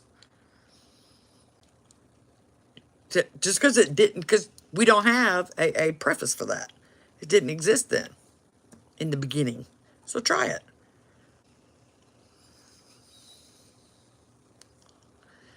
I'm talking about get your Uno reverse card when you want to return to sender, wrap it around the candle, and light the bitch. See if it works, especially if you've got a pretty good idea of who sent it to you.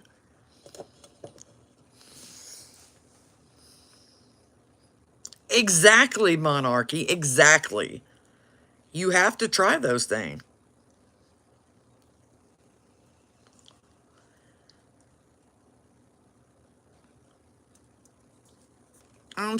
You know what I'm saying. Can pants grow accordingly to location of spells? Like, for instance, spell work at a certain place over an amount of time. Plants associated with protection will grow there. Try it. Seriously, try it. Make a space. Repeatedly do your protection stuff there and see what grows. And look it up. You can tell me. You gotta think outside the box to progress. You know? What do you do when cord cuttings don't work? Did you just do a regular cord cutting with 2 candles and a string and nothing else?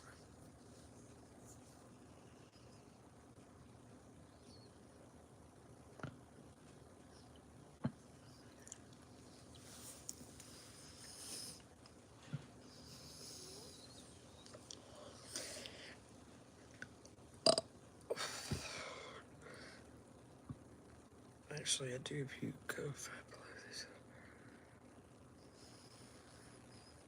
That's true. I'm waiting for that person to answer me. No, it was a Reiki cord cutting where they pulled the cords from my crown chakra.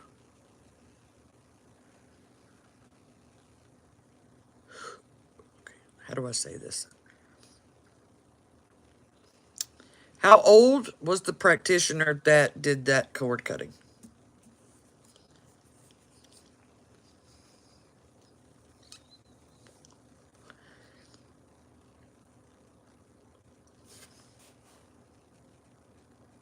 Oh, yeah?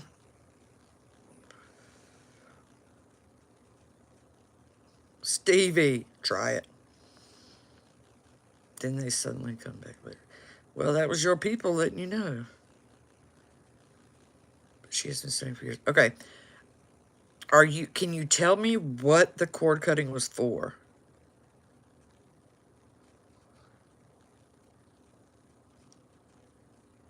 No, that's not the kind of, Tori, that's not the kind of cord cutting that he had done. Without, like, getting too far into your business.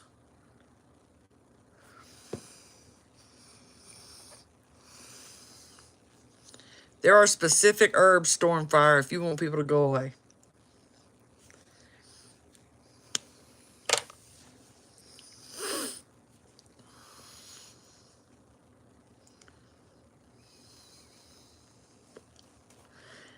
I need to know what it was for.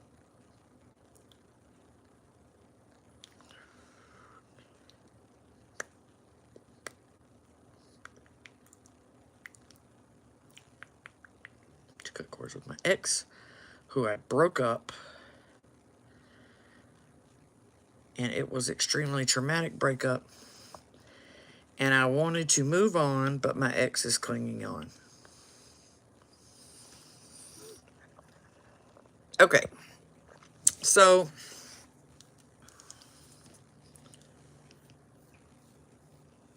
let me see if how I want to put this. Hold on for a second.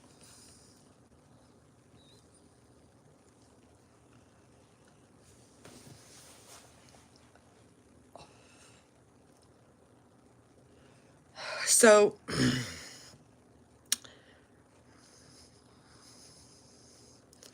let's say that they successfully removed your cords.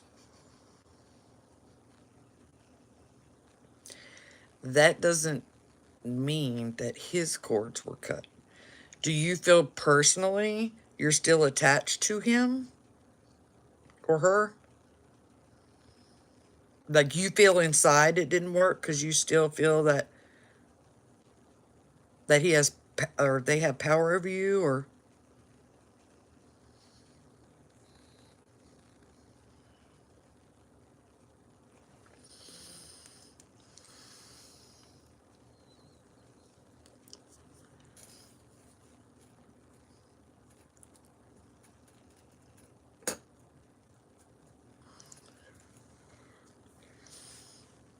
but I feel there is some power left. Sunflower lady. Okay. So here's the thing. I'm going to explain this to you in physical witchcraft terms. And then you translate it in your head, okay? Hey, Harley. Hedda. So when I do a cord cutting between ex-partners,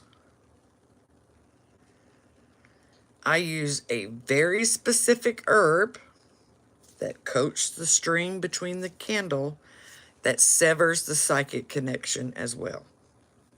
But I also, on the candle that would be you, I use very specific invisibility herbs. Okay? The reason is because the invisibility herbs, he doesn't think, I'm just going to say he, I'm sorry. He doesn't think of you and obsess over you. Okay, Machete Bear? Like he was. Okay? And physically, if y'all happen to be in the same space like a Walmart, he'll never see you. He could walk right past you and never see you. So there are layers to a cord cutting. It's not just, let me cut this cord. because the other person can be much more obsessive, and that is a type of mental illness, isn't it? Even if it's not permanent, you have to understand that obsession is a hardwired neural pathway.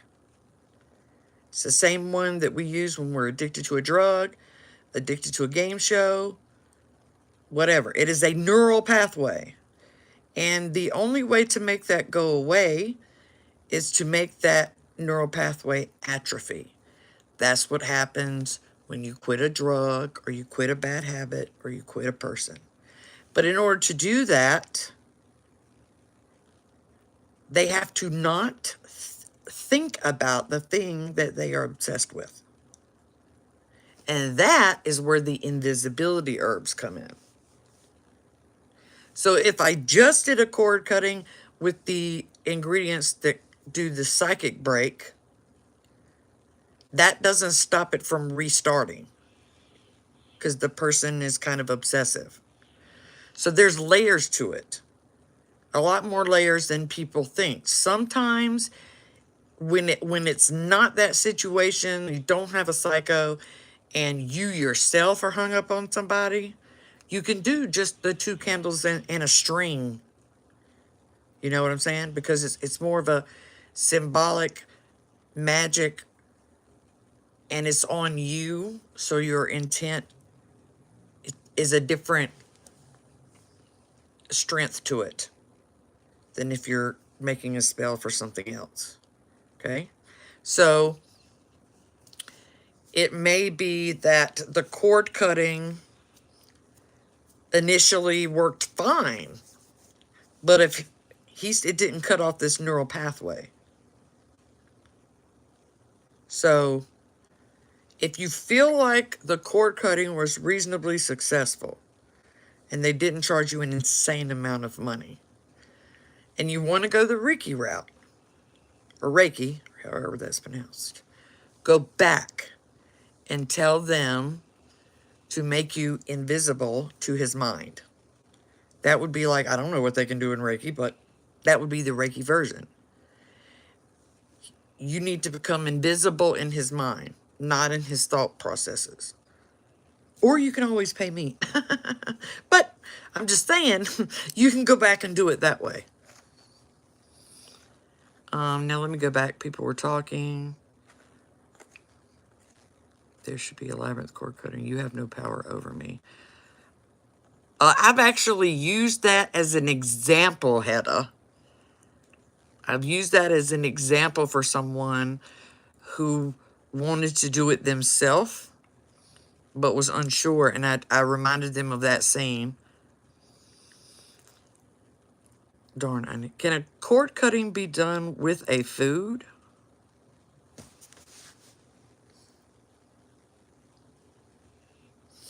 All right, let's stay with that for a minute.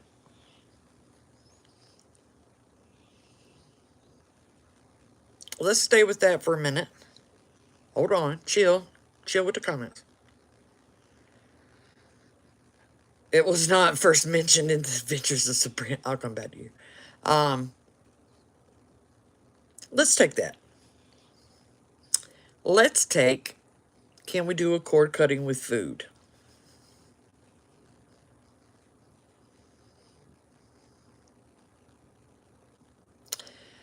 Okay, I'm going to go way back for this one, Stevie. So,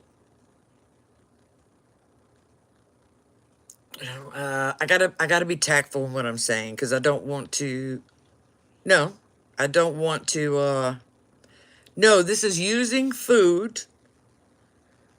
Wait, I'm on 2 different things. A cord cutting from food, or using food to cord cut from a person. Because I was going using a food item to cut a cord from a person, because it can be done. But if I knew how to cut my cord from my food issue, my ass wouldn't be this fat.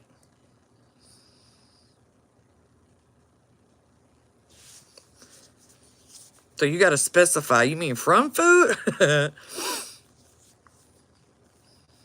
Hold on. Oh, food addiction. No, I wish I knew what that was. All right, let me back up.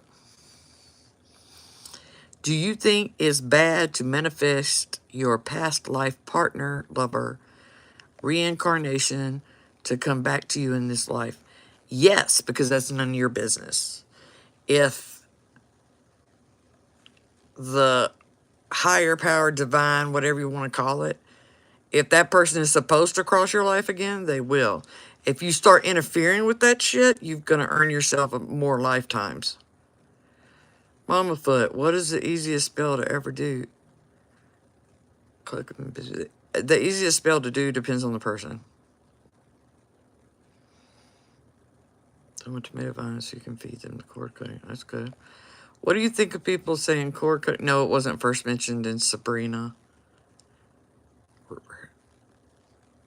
You can do that. Makes sense because you can do the cord cuttings on yourself. Yes, you can do cord cuttings on yourself. So are we talking about cutting out food? Yeah. If you could serve it. Now I'm wondering both. I'll tell you how to do it, to use cord cutting to cut from a person. I don't know how to do it for my food addiction, or I wouldn't be such a fat ass. Be gone, thought. Okay. My booby itches. Oops. Do what? What? So I was dead in dreams all of a sudden mean anything. Only a daily nightmares.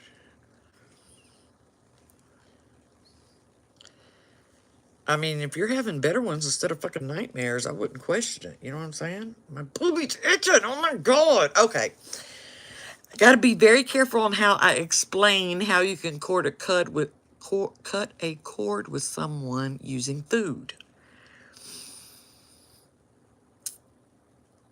And it is from another thing that I do.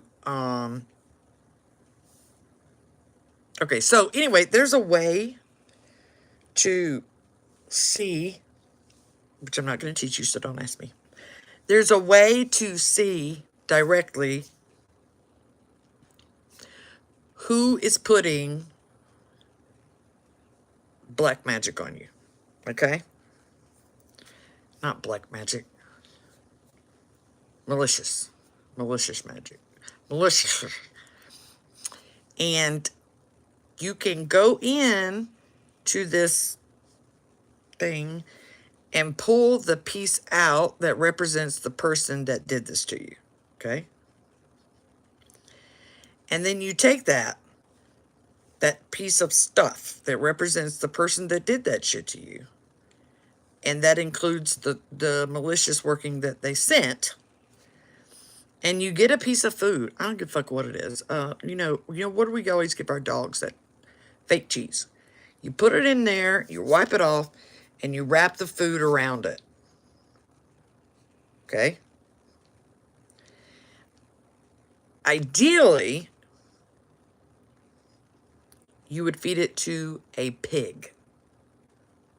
However, a lot of people don't have pigs anymore. So, this one was fed directly to the lady's dog. And it worked the same. And it doesn't cause harm to the animal. Okay? So in theory,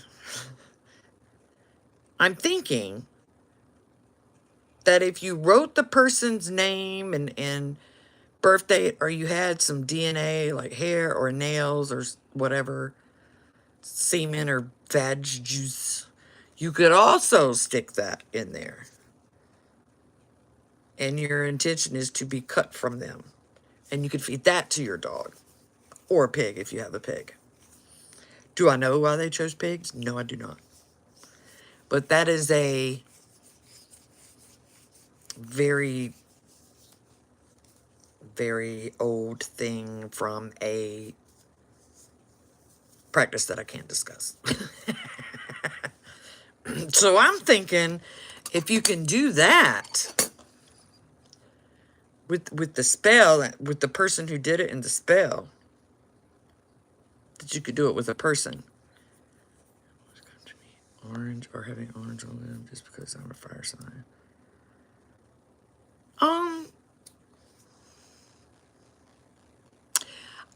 Honestly, I don't think it's a fire sign. I think it's recognition on your part.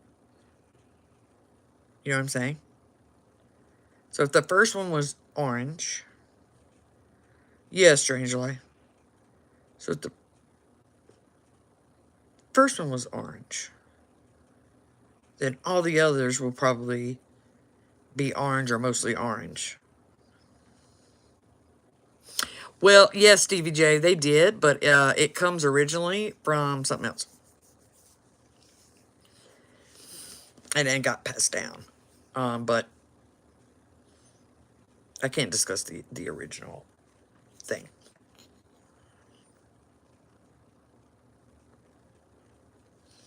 Yeah, see now. Do you read tarot? I do not. I read oracle.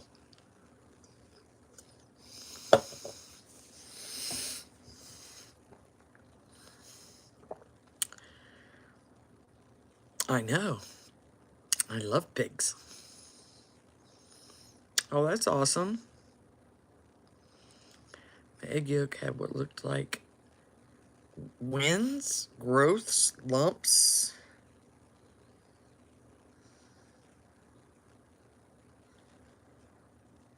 Like your egg yolk looked like it had like tumors. All right, Tori.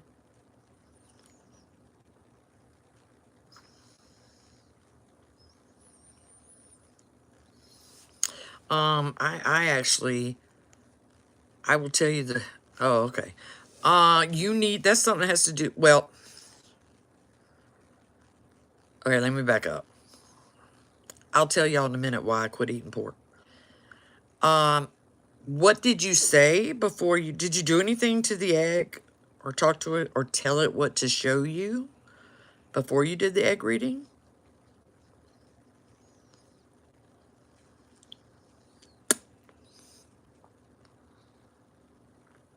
Okay, so that's going to give you false reading. Okay, so as I said in my video, when you go to do an egg reading, if you don't say anything, it's going to give you everything all at once. And it's going to be a clusterfuck. So, when you go to do the egg reading, you need to specify what you need to see. So, you need to see, please show me if there's any workings being done against me. Please show me if I'm suffering from any health problems. You need to be specific. I still slip up on the bacon though. Otherwise, you're just going to get, it's going to give you everything and it's going to be very confusing. Yes, it's considered wasting the body. So, if you had done that correctly, and let me tell you another thing. If you do like, show me if anybody is putting bad magic on me. And you do it, you wait 15 minutes and then you look at it. If there is, even though you asked for magic stuff, if there is anything wrong with the yolk, that is your people telling you, this is not magic. This is a health problem. Your yolk is always the physical body. So, if you had done that and then you saw the lumps, that's illness. You need to go to the doctor or at least get your blood ran. Because that's illness. So if it's a brown speck in it, that is also illness. But if it's a red speck in it or red in it, that means you have an actual death working put on you. Like they want your ass dead, which is very rare. So, why I don't eat pork. Okay, so the only time I quit eating pork a long time ago, my boobie is still itching. I think I have a flea. I used to eat pork a long time ago. And that was because, yeah, but did you ask Sunflower Lady? What did you ask to tell you? Did you specify what you're looking for? So, why I don't eat pork. I do slip up and still eat bacon sometimes. I'm not going to lie. But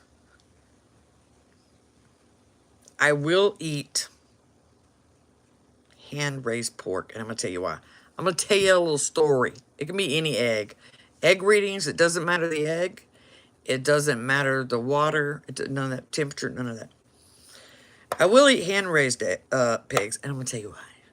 So, I was raised on a small farm, so the animals that we killed were for ourselves, right?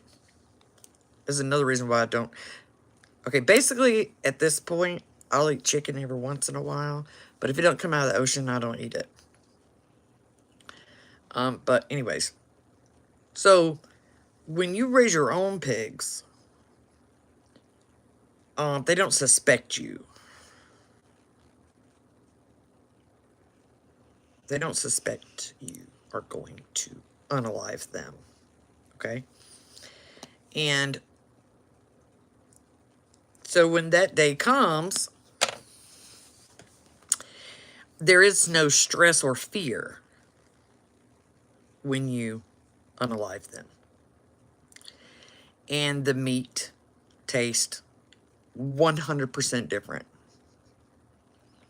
On top of feeding them correctly, there's no stress hormones released into the meat. None of that. Now, you can only kill one pig a day. Because if you have several, and they don't fear you, but let's say you have several, so you don't have time to spend with each pig. You can only drop one a day, because then they're like, what the fuck happened to Fred? They are wicked smart. And you don't want them to catch on to a partner, so they're like, oh my God, what happened to Fred, dude? He was just standing there and he was out. Because when you own your own farm, you do target practice. You fire guns on a regular basis on a farm. And so the sound doesn't set them off, but they're just like, fuck, Fred was standing here and now he's gone. Oh my God, right? So you don't do it at one time. What the fuck is Hooters?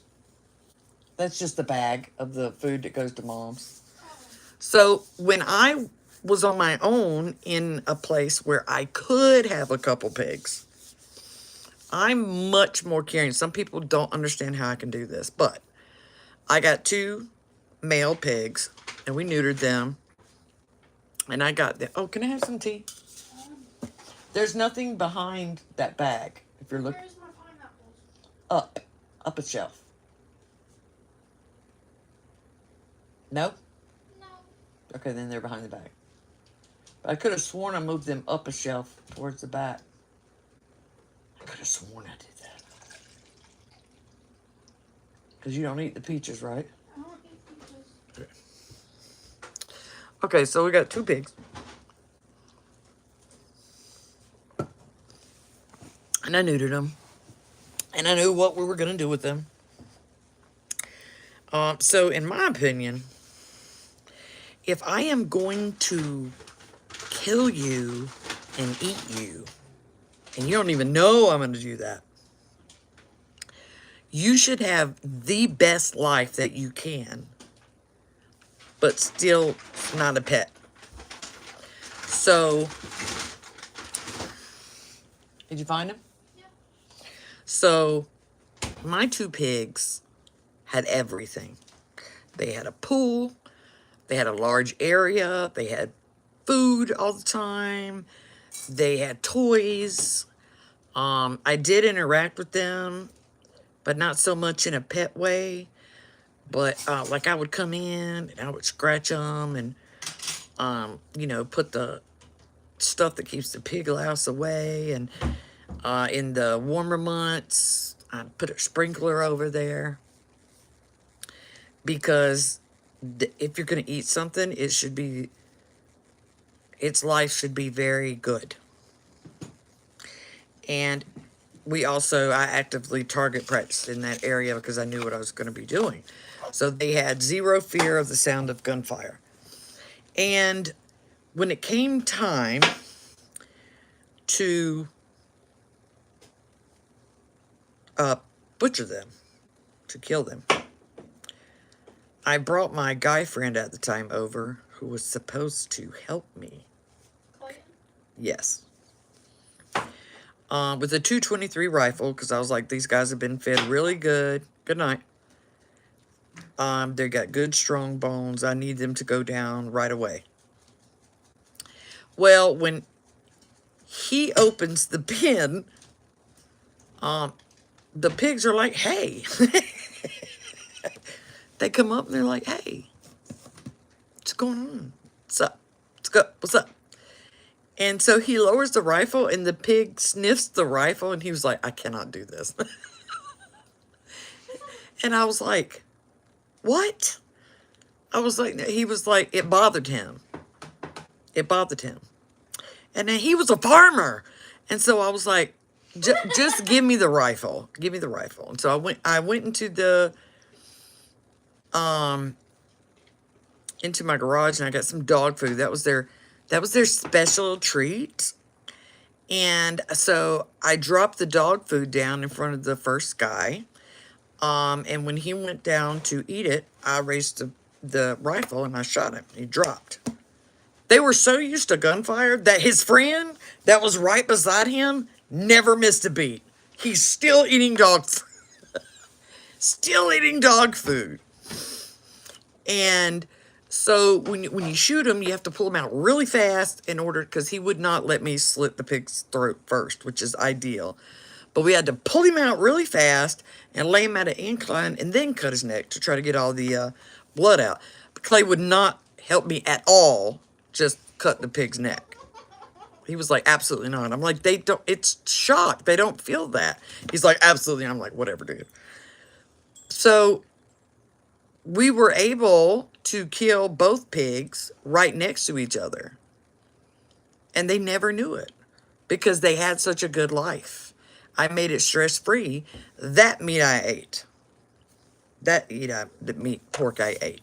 And it's the intelligence levels of these animals that is, I can't. I've been next to a pig truck that came to gas up at a truck stop I used to work at. And they are absolutely horrified, just like people.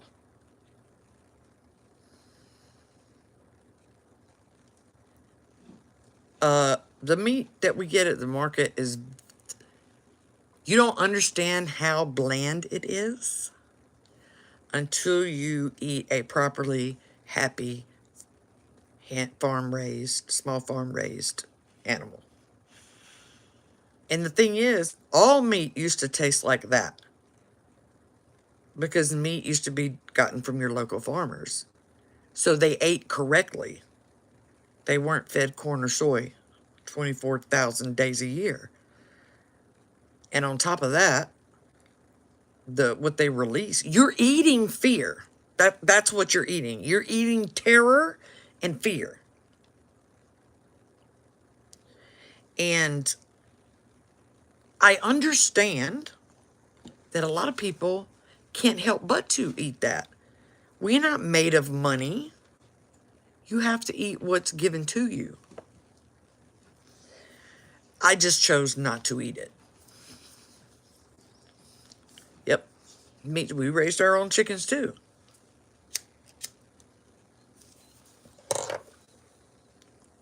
So keep in mind, I don't fault anybody from eating the meat they got at the market. We're set up to fail. We're set up to become dependent. So in response to that, I don't eat it. Nor when I saw how I haven't ate. I will occasionally get a steak because it's steak, but very rarely consume cow either because of what's been done to the cow. So the cow isn't so much, I mean, they are treated like crap, and the way we butcher animals is ridiculous. They do not have the intelligence level. In other words, even when we butchered cows on our own, on the farm I grew up on, you line them up in a chute, right? They're sitting there chewing their cud. You know, Sadie goes into the kill pen. She gets shot and gutted right in front of them. They have no, just keep on chewing cud. They're like, I don't know. What was that? I don't know. I don't know. Let's keep eating. They're not phased when you hand raise them. So they don't have the intelligence number. They will march in one after each other. Be looking around like, hey man, what is that, like intestines? Like they don't have that. But you still don't want the fear. But with the way cattle are raised now, they never see grass. Ever. Ever. They never see grass. Ever. They're raised on dirt feedlots. And they're fed corn and soy. That's it. And so not only do you get an animal that is missing almost all of the nutrients that it would provide for you as a food, that's what food's supposed to do, but during their shipping and butcher process, it is nothing but fear. Have you ever seen when the wildebeest and the zebras cross the river, how scared they are when they're still trying to cross and there's crocodiles coming at them and they're panicking? That's what happens to cows when they go shipped and they go through slaughter. It's insane. And we aren't even, let's say if you're, if this system worked and your vote actually mattered, it's not even up for your vote. You have zero say in how your meat comes. So the one thing I will do after I get into a bigger space, good night, Mariah, is I'm going to make a once-a-year trip to Polygon Farms. They've tried to shut down, the FDA has tried to shut down Polygon Farms so many times because he does stuff correctly and more people are going to Polygon Farms. If you ever get a chance to look up the documentary about Polygon Farms, or any of them that do a documentary on the industrialized meat industry, because they always cut over to show you Polygon Farms, they've tried to shut him down so many times. And he has stood his ground. Oh, God. I want to say, like, Ohio or something. I don't know. Yeah, he's amazing. I don't have a problem eating meat. I have a problem with the way our meat is provided. That's what I have a problem with. That's ridiculous.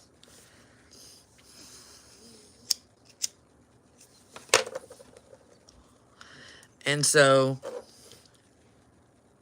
like chickens, I will tell y'all something about chicken. Yeah. Now, the way chickens are raised is absolutely horrific. I'll tell you in just a minute, Samantha. The way chickens are mass produced is absolutely horrific. But I would like y'all to know. What did you say? No. But I would like to you to know. I have had a good 35 years with chickens. And when you see them going up, they're pulling them out of the crates and they hang them up by like their legs.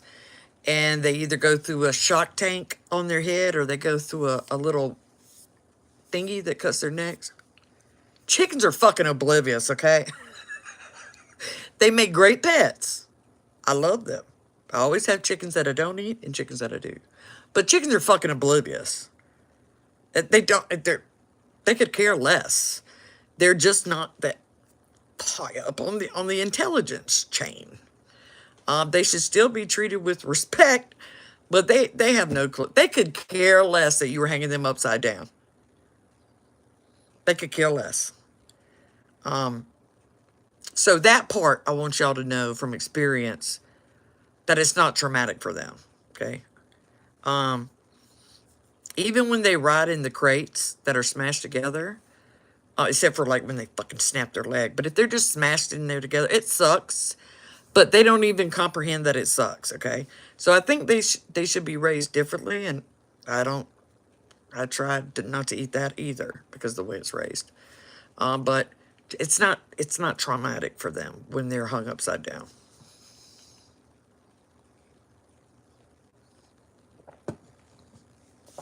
I wouldn't doubt that, dead kitty. What proteins do I eat? So I eat anything that swims and is not a farmed fish. Yeah, that's what I'm saying. They're not under stress. They're like, where are we? We're upside down. Okay, that's it. So I eat anything that swims as long as it is not farmed.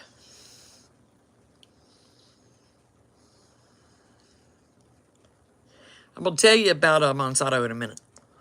That's one that, yeah, I need y'all to understand how powerless you are on that one. But I'll eat anything that swims as long as it's not farmed, okay? Pescatarian. I'm mostly pescatarian. How about that? So I eat the hell out of deer meat. I don't not eat these meats because I disagree with eating meat.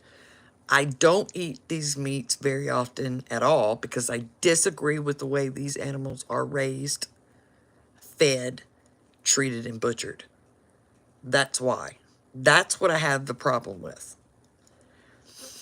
And if I had a place where I had my own land again, I would go back to raising my 2 pigs a year, my 20 chickens a year, and probably go in halfers on a steer.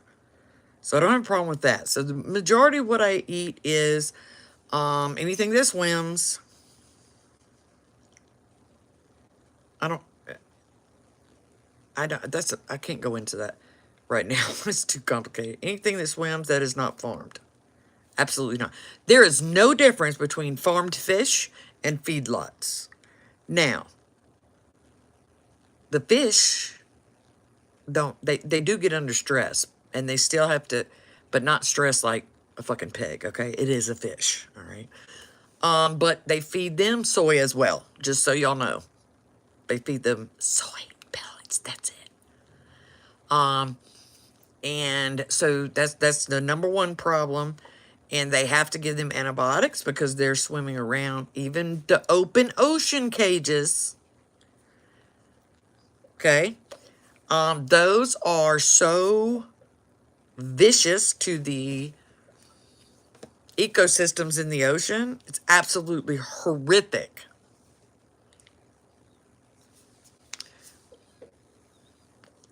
And they don't get proper nutrition.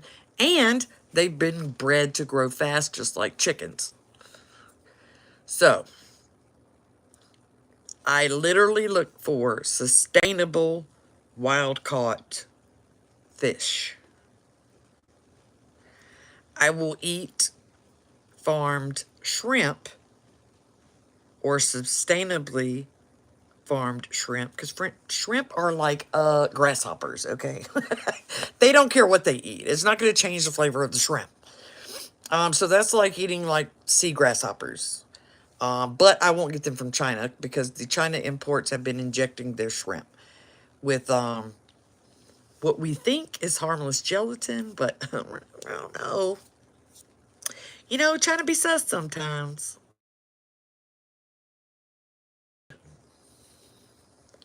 I also eat, and as soon as I find a way not to eat it, I will, dairy. I used to have a raw milk person here from private dairy, but it is very hard to find a local cheese maker or a yogurt maker because the FDA is so ridiculous. They will literally swarm your farm as if you were a serious criminal and take anything that is pasteurized. Take it all. It's illegal. So I do eat dairy. And I will eat, like,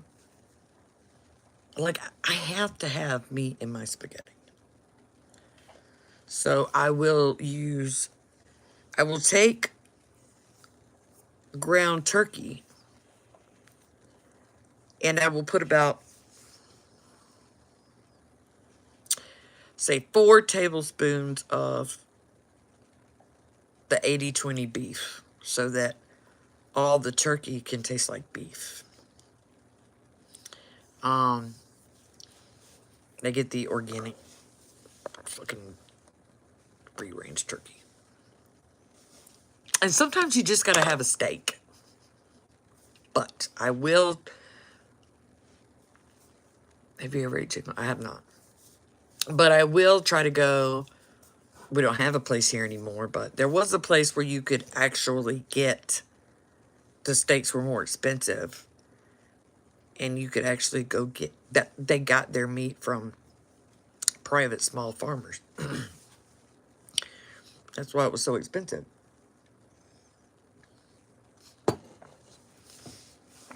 But, and chicken, I mean, sometimes you just want chicken fingers. You know what I'm saying?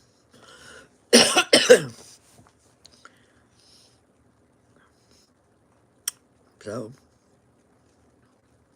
sometimes I do it.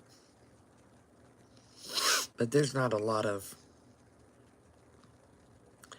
chicken in my diet, especially once I started the factor meals.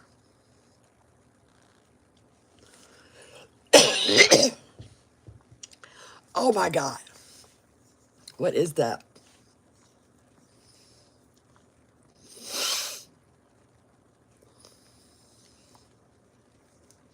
I hadn't got any replies back yet. Well, McDonald's nuggets, I think it's only got like 2% chicken in it. But I mean, sometimes you want some chicken, especially some Popeyes chicken fingers. Okay. Or you want some fried chicken legs from your local shrimp boat. And then I'll do it, but it's just not very common. But Factor Food makes it easy because they have a really big selection. And I can choose non, that kind of meat plates. They have a lot of seafood and vegetarian options that actually taste good. Because there's a difference between vegetarian and vegetarian that tastes good. So I can avoid the other meats for the most part, the majority of the time. But hopefully when I get into a bigger space, I can just make a once-a-year trip down to Polygon Farms, and then I can eat what I want.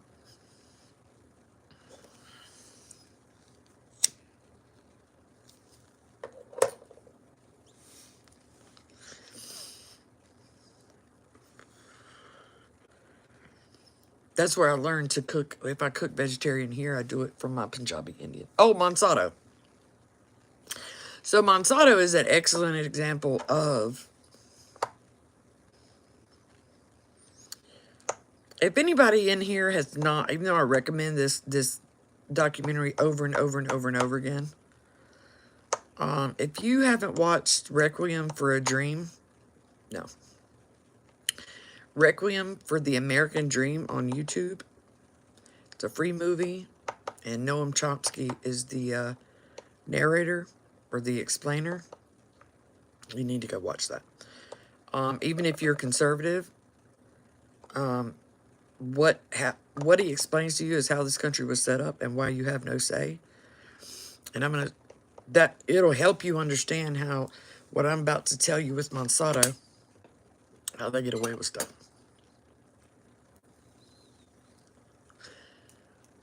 So, a lot of y'all don't know this, and I found it out when I worked for DuPont, that traditionally Swedish food, damn, I'm going to look that up. Monsanto is actually a subset of DuPont, but they have to separate for legal reasons, so they're not considered a monopoly. They are, Just so you know. But that's the way they legally and totally approved by the government get around being a monopoly. So DuPont, the biggest chemical producer in the world, Monsanto is an offshoot of that. And these are the people that make the laws regarding your plant foods. Let me make that crystal fucking clear. Your congressmen have nothing to do with it. Monsanto literally has a stack of forms, U.S. government forms,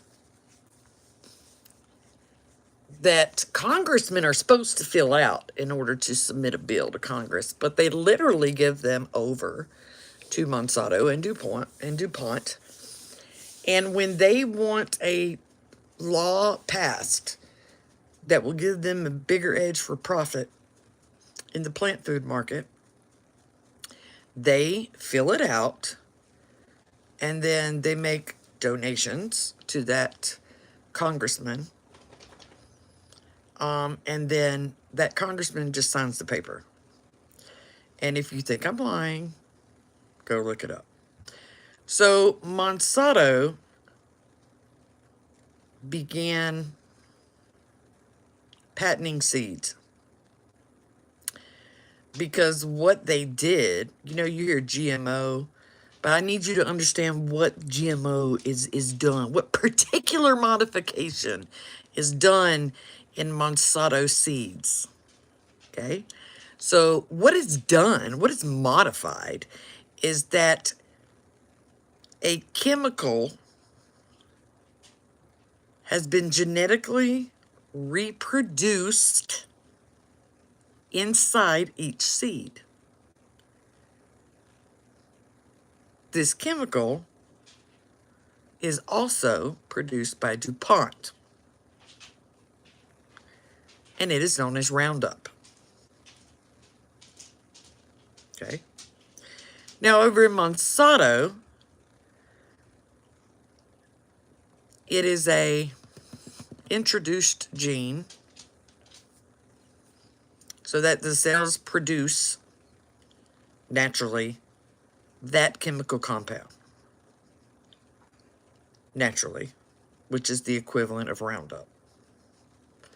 This is so when a bug eats the plant or pollinates the flower, which gets eaten, that's what pollen does, it kills them. Do you follow me? That's why we have the bees issue. If you don't lay down now on the bed, y'all want me to say it? On the $60 orthopedic bed. So,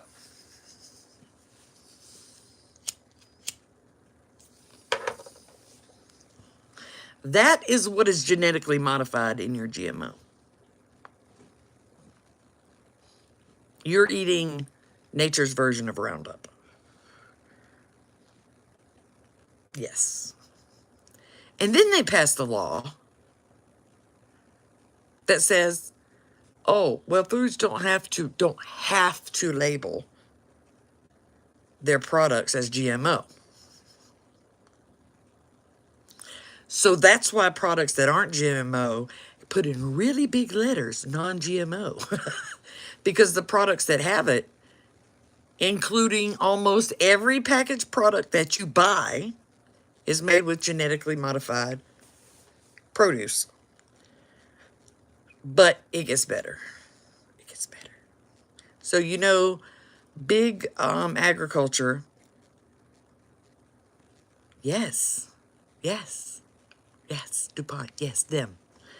But it gets better. So you know that Monsanto is constantly trying to squish out small farmers so it can force them into debt if they won't sell and take their land. Let me tell you how they do this. And again, if you don't believe me, Just go onto YouTube and look up the documentary, The Monsanto Papers. That's right. See what she put right there? Cotton farmers are not allowed to keep their seeds from the crops they will produce. On top of that, they passed that law. Agriculture passed that law.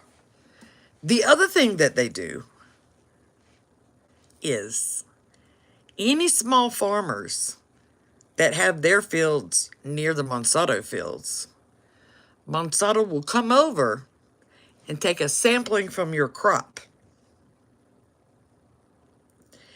And if any of your crop shows Monsanto's genetics, they will sue you over their patent. Now imagine this. Mr. B that isn't dead was just across the street pollinating Monsanto stuff. He hasn't died yet.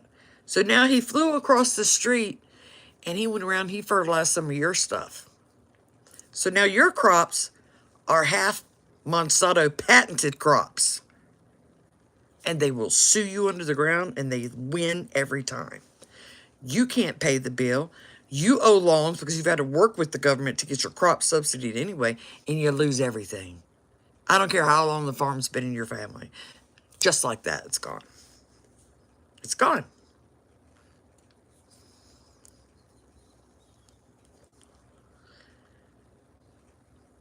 So,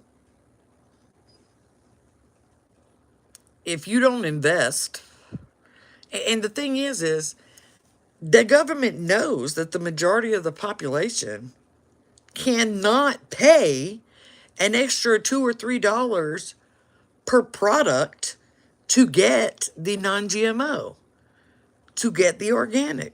They know that. They know. They know that you're going to pick up the 99-cent pack of carrots. They know. And you'll never see, oh, no, I'm about to fuck you up with the food. Oh, this leads into something much bigger. So unless you are fortunate enough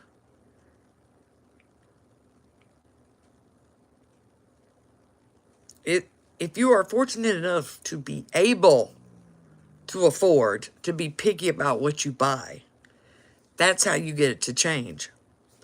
But the majority of Americans can't do that. Same reason why you have to eat the meat that they provide for you. Oh no, this is only a U.S. problem. Other countries don't let that shit fly. True story.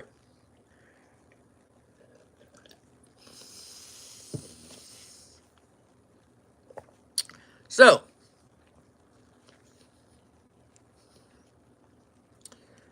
Monsanto in the food. Okay. So there's also something else going on in the middle of America that the U.S. government is not telling you. And since they're over the news stations, the news is not reporting it. No, well, you got to understand, Jane, over here, the government doesn't run the country. The industries run the country. The United States is a corporation. But anyway, there's another thing going on with food supply that the government's not telling you and the news isn't allowed to report on. So, I'm sure we're all familiar with the breadbasket of the United States, right? It's where we get all our grain and corn. When it was all fucked up before, they called it the Dust Bowl or whatever. Because we're the #1 producer of wheat and corn, okay? And now, right next to it, between the edge of the Western Bread Bowl and California, is where they're doing the seed trees, like the almond trees. But the Bread Bowl is one of our #1 exports of corn and wheat. And if you have a chance to go look up and see how massive the Bread Bowl is, then you can understand why this is a serious issue. The majority of the Bread Bowl is fed by a specific aquifer That's a natural reservoir of water, groundwater. Okay? And if you tap that aquifer out, it takes 300 years before that aquifer is refilled. And they're almost out. I'm not kidding. I'm not making it up. You can look it up. So we are at a point where we are no longer going to be able to grow shit in the bread bowl because the water is gone. They're not going to tell you that. But guess who has been paying attention for the entire last 20 years? Mr. Putin. Now, a lot of people don't like Putin. I mean, I don't especially like the guy. Oh, it's going to charge. It's going to cause a crisis. And Putin sucks at war. But shortly after that 20-year-ago mark is when the permafrost in Siberia really started melting. It's been melting for 20 years now. As a result, there are millions of acres of fertile farming soil in Lower Siberia. And he knew that. And he has the entire plan in place if he would stop wasting his money on this war that he's doing. Entire plan in place.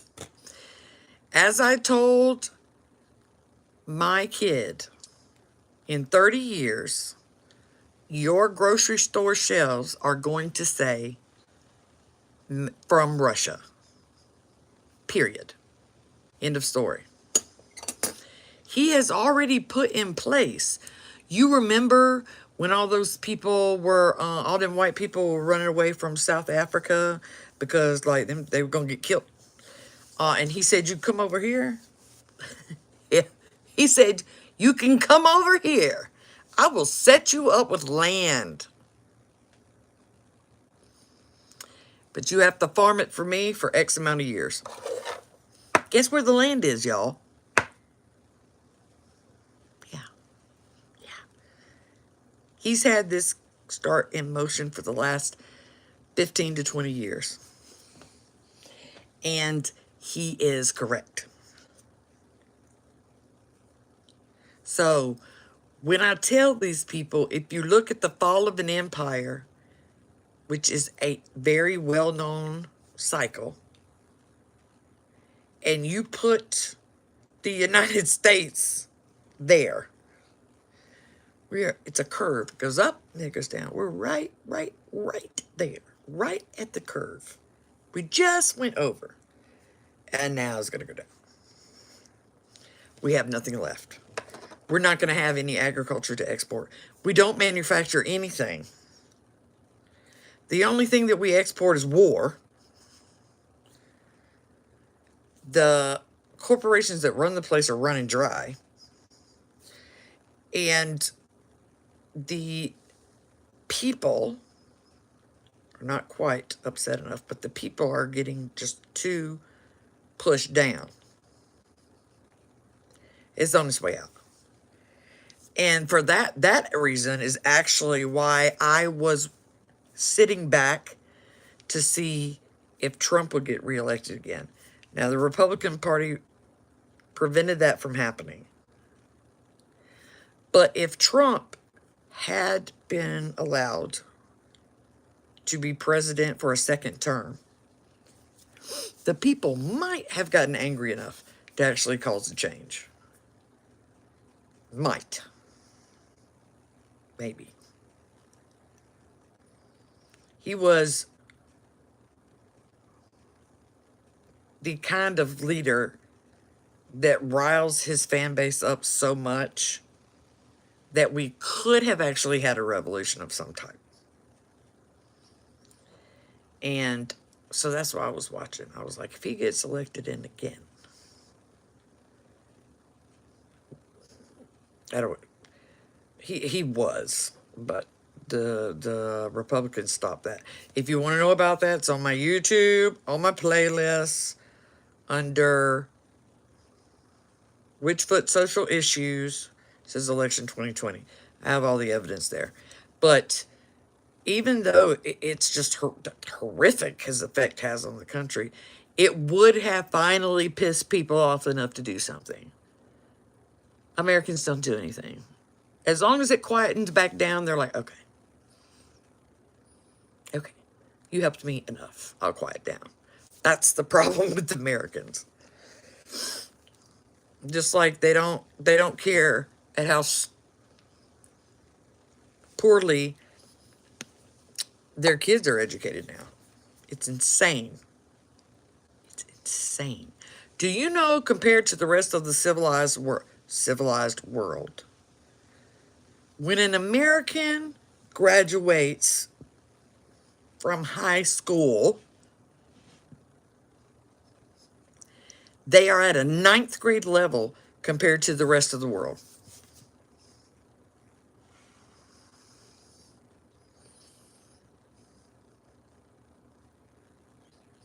He can be sharp, but he's really not good at these whose dick's bigger battle.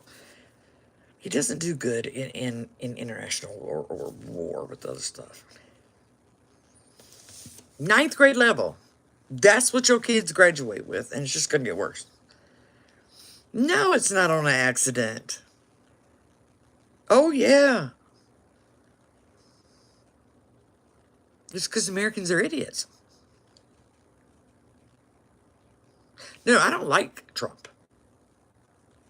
But Trump was the most American president we ever had. The true America. The true America. Not the facade that is portrayed on media. He was an excellent example of the actual America. But yeah, they graduate from here in the 9th grade.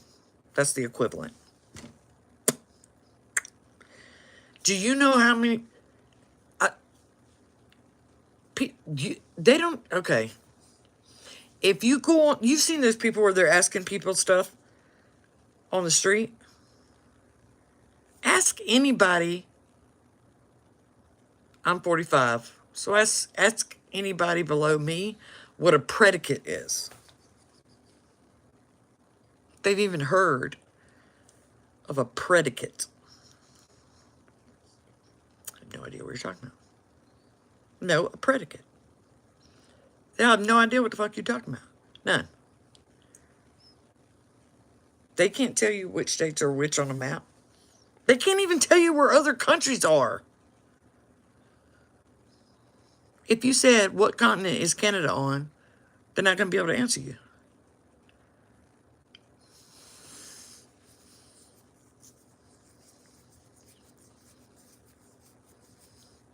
A predicate is the part of the sentence.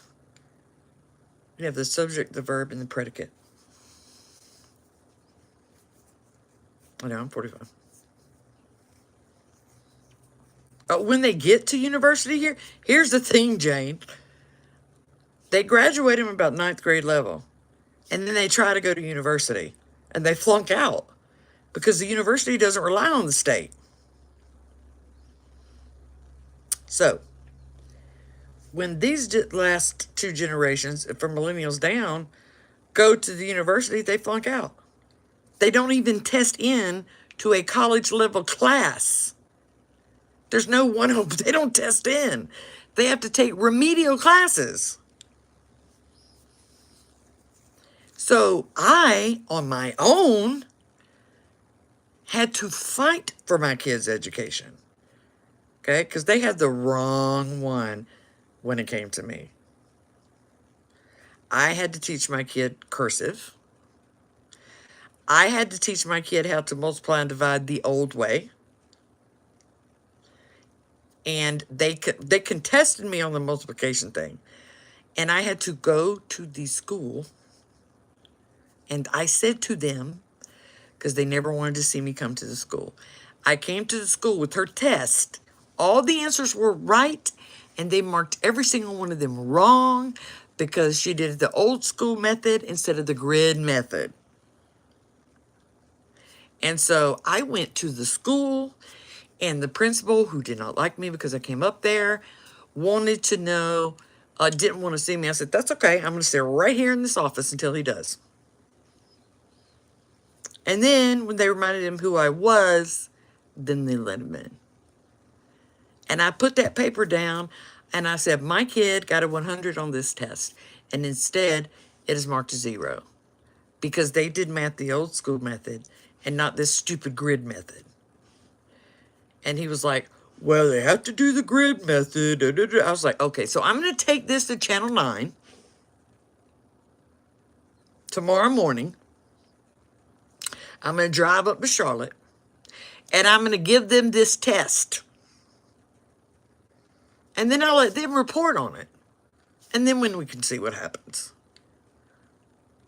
So then he was like, no, let's not do that, let's not do that. I'll call you in the morning. And I was like, you do that. So the morning they said, okay, we need Jada to do one problem in grid form. We just need to know that she can do it. I was like, oh, we can do that. We can do that. And that was the end of that. My thing was, the grid method, that Common Core bullshit method, helps you not at all when you get into higher math. When you get to Algebra 1. Nothing. How are you going to do algebra? You can't. It's impossible. I came up to the school for the math thing. I came up to the school for... Oh, by the way, they tried to push my kid through in 3rd grade. She had a D average. She had a D average. And they were going to push her into the 4th grade. So I went back to the school. And they say to me, well, it's no longer our policy to hold children back. This is the same principle. It's no longer our policy to hold children back. I said, oh. What you're meaning to say to me is, because of that bullshit No Child Left Behind law that got passed, the less kids you pass, the less money you get from the state. Isn't that really what you're saying? And he's just looking at me, and I was like, you are not going to fuck with me. You are not going to set my child up to fail for the rest of their academic career because I can't afford private school. You will be holding my child back because let me tell you what I'm going to do if you don't. So when I go to the news again, they don't give a shit about Tammy Taylor, the district manager of the state. They're coming to you. To you. And they're going to ask you why you're failing students and pushing them through. Well, needless to say, Jade got held back. But wait. When her teacher, who wanted to hold her back, found out that I won, she called me. And she said, can I give your number to other parents that are facing this same thing and they don't know they can speak up? Of course. I said, absolutely. Absolutely. That's disgusting. It's disgusting. How can you do that? They don't care. They don't care.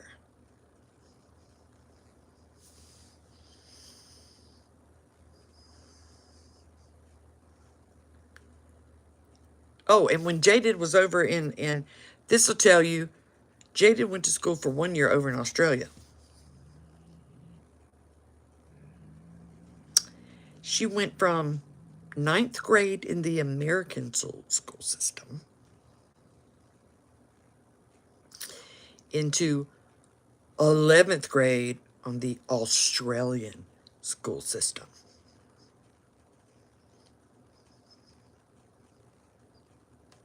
In Australia, their 11th and 12th grade classes, curriculum, are what we consider in America college preparatory. So these are freshman college classes. Only it's not for them, it's their normal fucking education system. Okay? So my child went from ninth grade American school system, which would be equivalent to 7th grade, into 11th grade in Australia.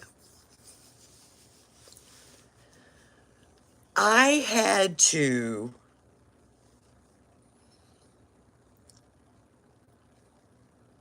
I'll tell you how far I went. I would find out exactly what book, because theirs were electronic. I said, tell me exactly what book it is. Tell me everything so I can get the paper book. Luckily, I'm a nerd and I'm highly intelligent or intellectual or academic, whichever word it is. And I ordered the paper fucking copies of the books from Australia to be sent to me so that I could help my child pass. It wasn't her fault.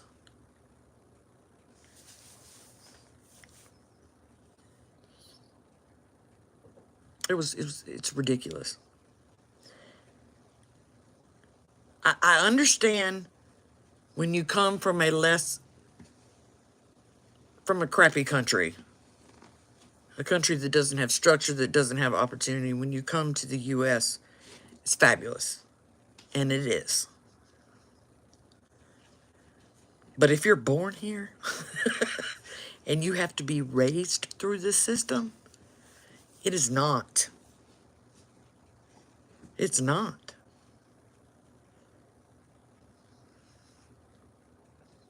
Well, it just so happens that I am a knowledge freak.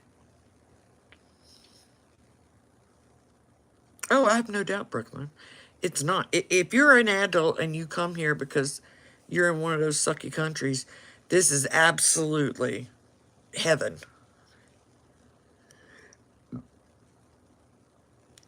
But if you're raised here and you have to come up through this system,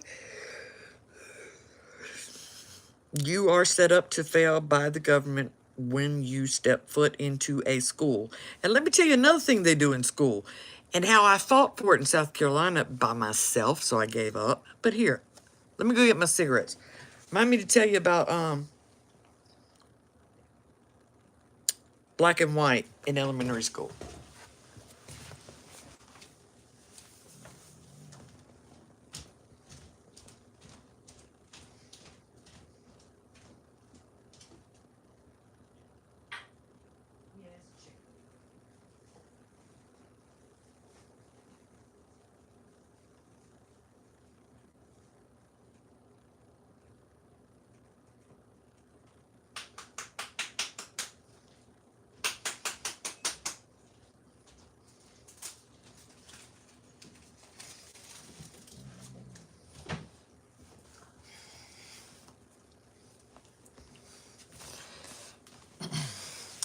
And when I explain this to who all still here listening to me talk? Does anybody want to hear me keep going?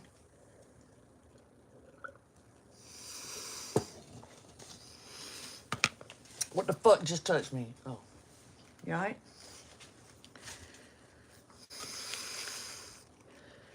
Okay. So, when I explain this to you, this is also why CRT will never work in American schools.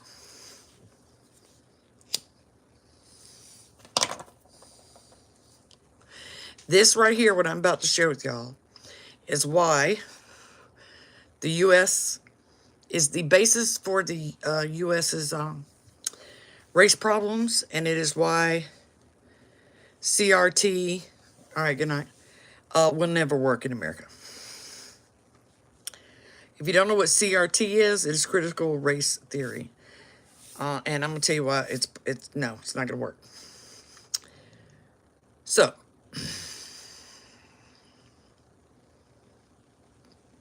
This is how, the reason that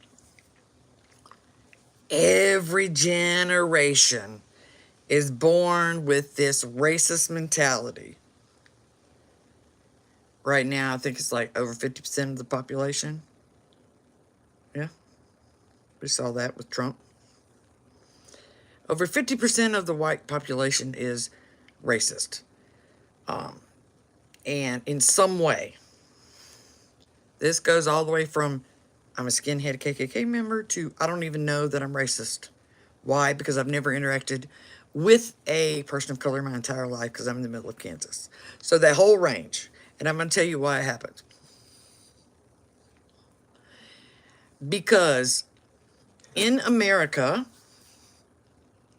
they do not teach history. Let me finish.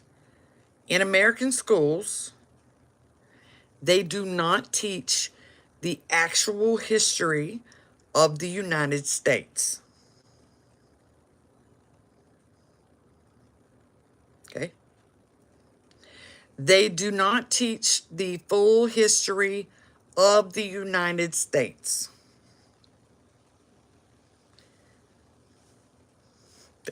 Period. So the way it is taught in American schools is there's like 3 pages on Native Americans.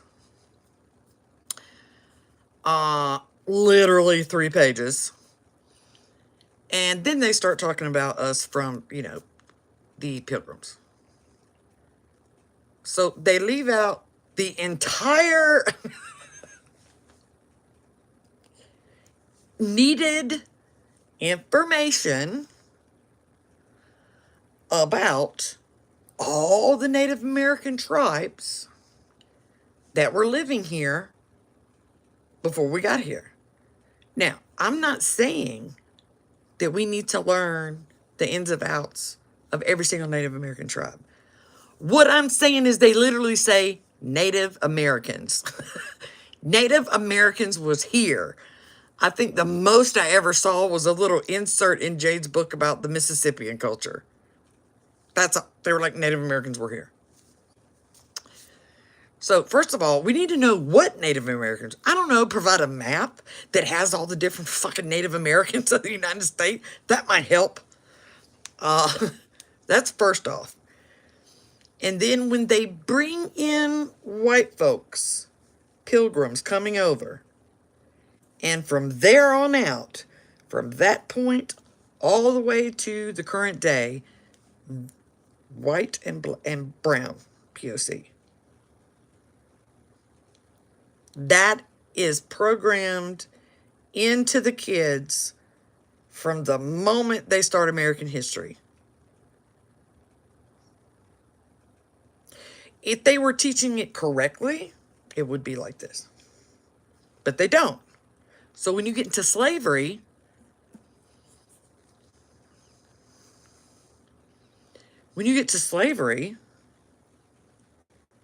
they don't even tell you what was done. You understand what I'm saying?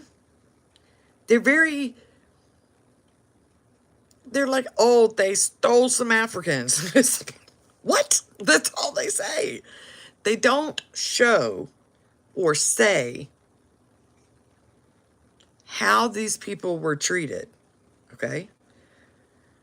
Because they're afraid that white folks will go, oh man, we're monsters. That's what they're afraid of. If they just told in an objective way, like if you were watching a documentary, right? And they told what was done, the lynchings, the stuffing chairs with African people's hair, the lampshades made from their skin, using their babies as gator bait.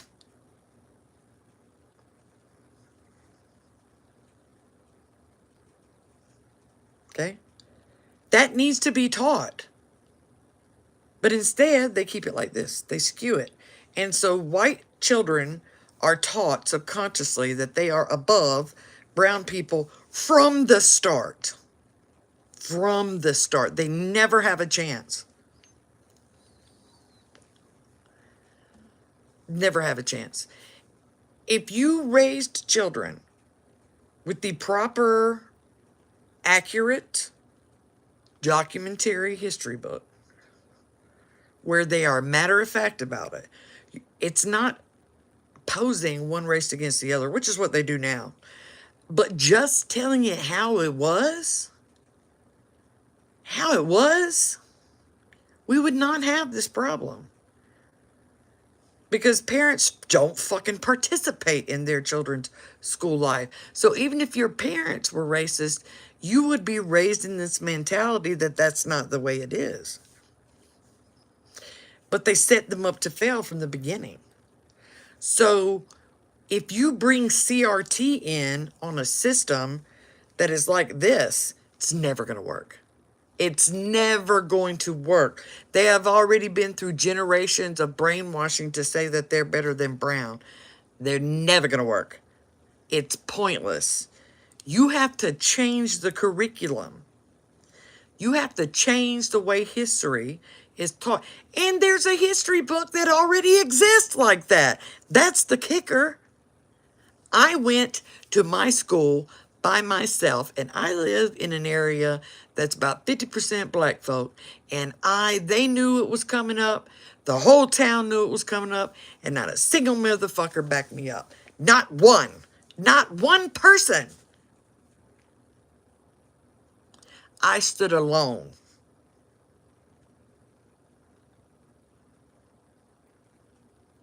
And I said what I had to say.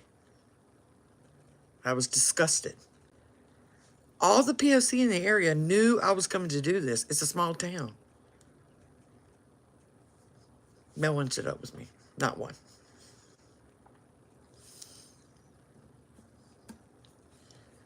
And I was just like, I never did anything else like that. I figured that I would get shit. I'm in South Carolina. I figured I would get shit from the white side. But to stand alone, I never did it again. That was all I needed to see.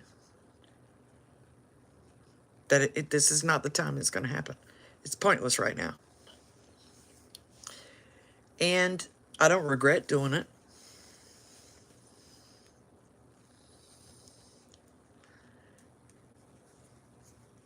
I wasn't trying to help black folk, though.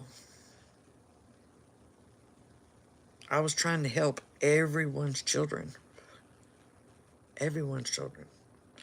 I was trying to make a difference. But I got no backup. And I've never tried it again. Yeah. I could see. So in other words, I in this area, I totally understand why a black person didn't come to the council for that. Because that racism still very much exists in the town that I was in. So I get that. But I figured somebody might stand up with me. But it didn't happen. I don't fault anybody for it. But I didn't try it again. Yeah. Yeah, I wasn't saying that black folk needed help.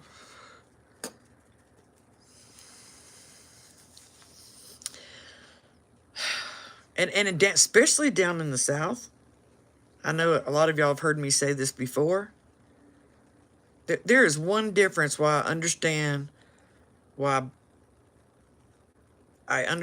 I tolerate when black folk hate white folk. But I don't tolerate it when white folk hate black folk. And I'm going to tell you why. Get out of the fucking hallway. But is there a gate not up there somewhere? What? Is there not a gate? Yeah, there is a gate. You shouldn't have an idiot. And it's because if a black person hates white people, it's because they have experienced racism directly. Period. They've experienced it. But the white folks that hate black people, they don't even know a black person. They don't even know any POC at all. They've never interacted with them. They don't know them. They hate out of ignorance. So I don't have patience for those people.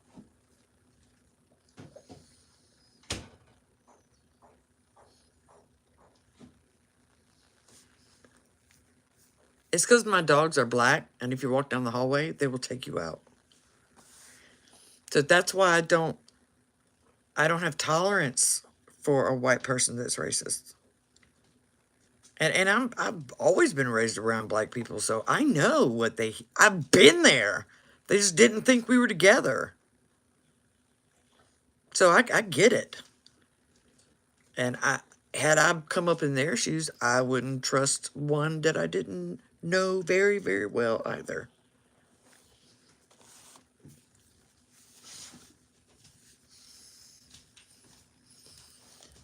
So, it did not work this way when I lived in South Florida. And if I remember correctly, it doesn't really work that way up in New York, any conglomerate area.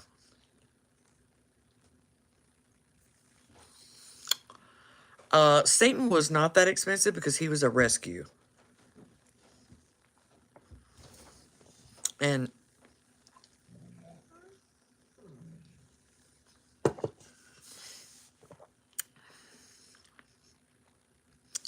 what? No.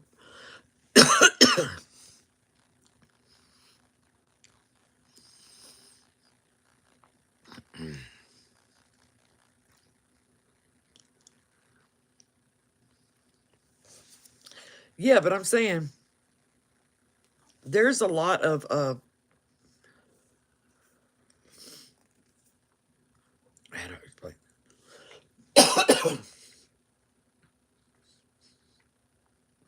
As a white person, you need to be vouched for. You know what I'm saying? There's not open racism very often. It happens, but not very often. But it's right there under the surface. In the area that I'm in, white people will assume you're racist because you're white, and they'll turn around and say shit like, "Man, you see that N word over there?" I have almost been to jail twice because of that.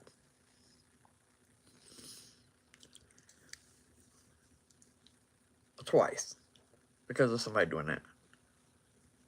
And one time it was an old man. And one time I don't think that girl was old enough for me to fight, but I sure did drag her ass out of Dollar General. That's what I'm saying. In conglomerate places across the United States, like I was in South Florida, so I was way at the end,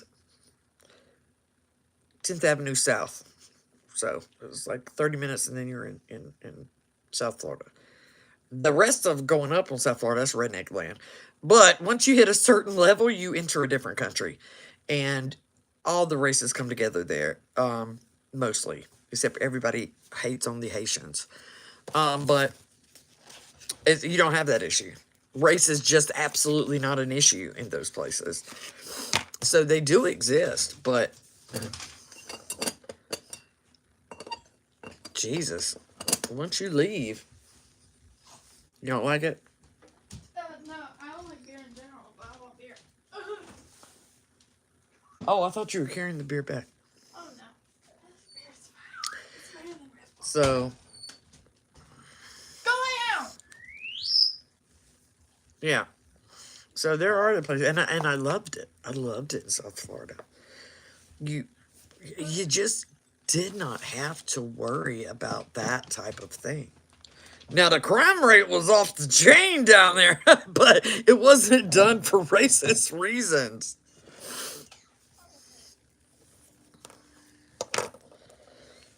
Crime rate was off the chain, dude. I just left my car unlocked because I got tired of having my windows busted out. And Sometimes I would leave a little note with candy in my glove compartment that said, "Thank you for not busting my windows." And then once I joined the Gasta La Turri family, they gave me a Puerto Rican flag CD thing to hang from my rearview mirror. So then I got broken in even less.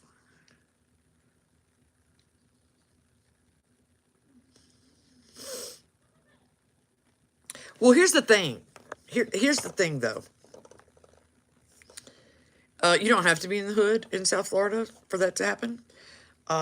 If you don't have enough money to live in a gated community, it's gonna happen. Period. It's so bad. I was in the Lake Worth. It's so rampant down there that people don't even call the police anymore. Like, damn, somebody broke into my car last night. Well, right.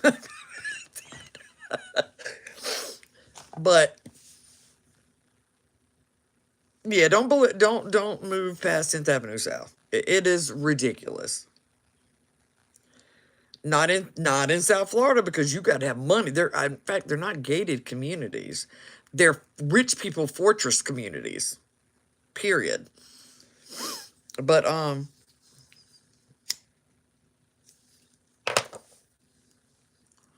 just learned really really quick that the best way not to get your windows busted out, because I drove a 1980 Toyota Corolla and I love that car. You don't need to bust the windows out on a fucking 1980 Toyota Corolla, okay? So I just stopped locking the car. I got one window busted out and I was like, oh no, that was so expensive to find a window for that fucking old car. I was like, no, we're not doing this anymore. So I just quit leaving anything in the car so that if they wanted to go through, they could, they check the door handle, just come on in. Just come on in. I was like, you know. And they'll leave the car.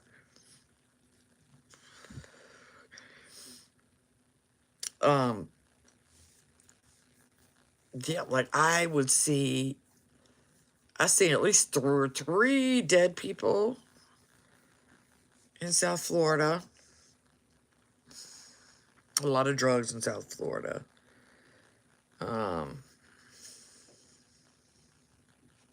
And I did learn down there because there are some prominent gangs of Latino origin. I don't want to get into a name specifically. But if you don't treat people like shit down there, those types, they leave you alone for the most part. Because the one thing that I have always said was, people will talk shit about gang members like MS-13s or stuff like that because they think had they been raised in that environment by those people that they would somehow be different. And I'm like, no, you wouldn't. If you were raised the same way that MS-13 member was raised, you would be an MS-13 member. People always think, no, I wouldn't. Yes, you would. Yes, you would. People always try to think they better than.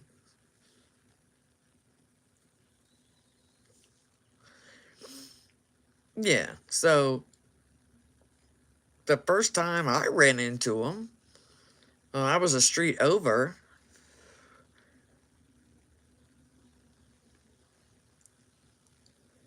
That's what I'm saying. I was a street over. They literally had miscellaneous streets. And one of them, and I mean, he looked straight like an MS-13, like there's no doubt. He was walking in front of me. I don't know where he was going, but he dropped some stuff. Dropped some stuff.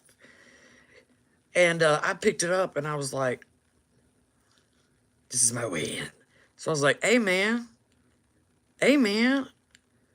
And I was like, yo! And he turned around. He was like, what you want, bitch? And I was like, Here, come closer. You know what I'm saying? And he's like, what you want? And I was like, you dropped this while you were walking. And he was like, oh, for real? Man, that was good. Thank you. it was his personal stuff. And from there on, he's like, where you stay? They really do talk like that too. He was like, where you stay? And I was like, I stay over on M Street, da da da da da. And he was like, oh, really? He was like, oh, okay, I'll look out for you. We go in that alley sometimes. I'm like, okay. He's like, I'll look out for you. Never had a single other problem with any of them on that street. Any. And it was all because of that. Because that they vouched for you. And so, of course, he went home and then he told his people and his homies. They told everyone, but I didn't mess with them girls, though. No, no. Okay, that's one thing I will never mess with is with Chicanas. No, no, no. You don't mess with those women, dude. They don't even need a reason. And I'm pretty violent before I was on medication. But they don't even care if they're mistaken. I learned that real quick. It don't matter if it wasn't you. If they think it's you, you better be quick. Because I was like, oh, hold on now. I got cut by one. Stuck right up under here. Right into my lung. This shit burned. Made me so mad. And then, it was hard to breathe. Don't make eye contact. No. They do not play. And a lot of them girls get beat in. A lot of them don't get fucked in. Like, the media wants you to think they get beat in. Like, nope, no thanks. I am only hard when it does not involve you guys, okay? Okay.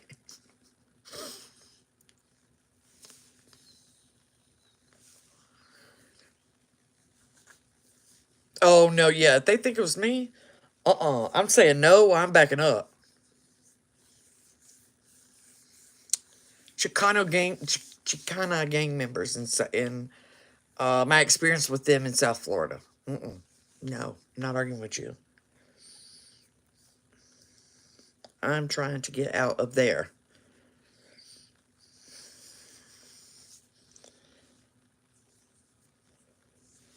I ain't getting beat into any game. I mean, I'm pretty hard ass, but I'm not getting beat into nothing. And so I'm like, no, if you went through all that, we good. You don't give a fuck whether you live or die. I'm not down with that shit.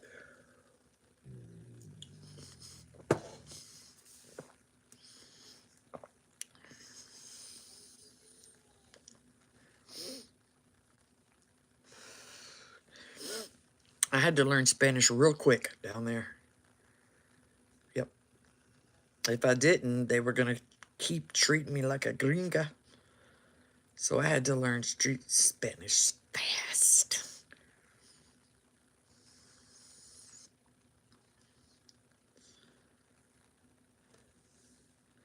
No, it's not a skeeter.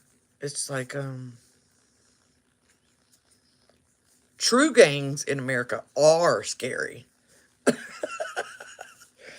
I remember one time in South Florida, my friend had come down to visit from South Carolina. This thing about gangs. Where were we? I was not in Southern Florida. I was a little bit up north. I don't remember why. Because I was high most of the time. But anyway, they came down to visit me and we went to a club. And we're sitting at the table, drinking and having fun, And then a couple of dudes came in over there. This is back in the late 90s. We saw that Bloods were already in that club. Right? Because now they don't let you wear colors in the club, but this was the late 90s. We had already seen some red handkerchiefs hanging out of the back of the pockets. And we're sitting at the table, minding our business or whatever. And then I'm trying to get a drink, and I look up, and there's about 4 of them that come in with blue hanging out their pockets. And I was like, girl, we got to go right now. Right now. Put your shit down. We leaving. I'm not being a casualty of war. I was out of that place so fast. I never looked back, never went back. No. I was like, oh, absolutely not. We out. Nope. And those guys were doing this. The guys in blue, with the blue, they was doing this when they came in. They was looking for somebody. I was like, we're out. Let's go. And let me tell you something. In South Florida, you don't wait around to help somebody that gets cut and gets gets shot. Nah. Nah. No, that's why you pay. When you live down there, you pay per drink. In case you got to bounce. You pay per drink. But, you don't wait around, dude. No. If shots are fired, you're on the ground or get the fuck out. No, no, no. And up here in the South, you're more likely to have somebody, say, hey, you stop a truck. No, they kill you down there. They just kill you. It doesn't matter if you're unarmed and you're like, hey, stop that. Pow. No. Nope, nope, nope, nope. There's no being a martyr down there. We're out.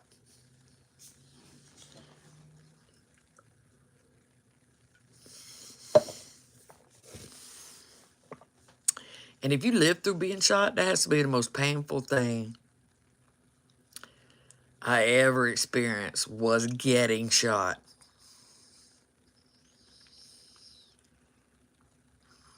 That was, and I was high on cocaine, and I still felt that shit. No. I was just lucky at the time that I got through what I got through.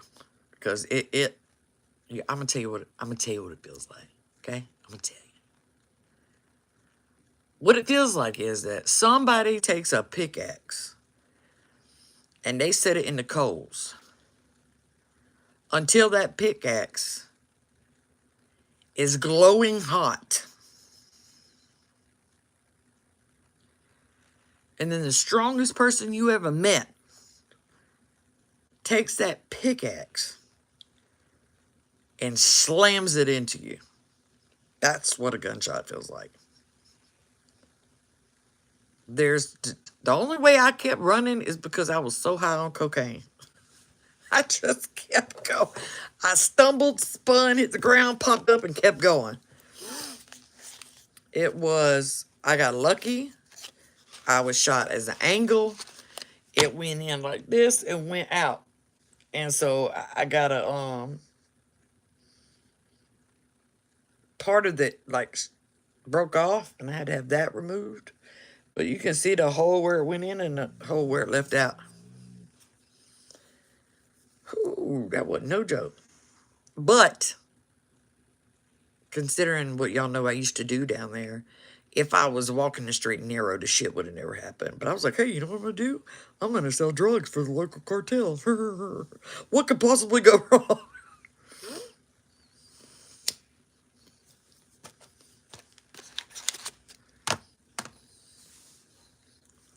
I just told you. I fell into it. And it was the first time in my whole life that nobody cares about my weirdness. Nobody cared.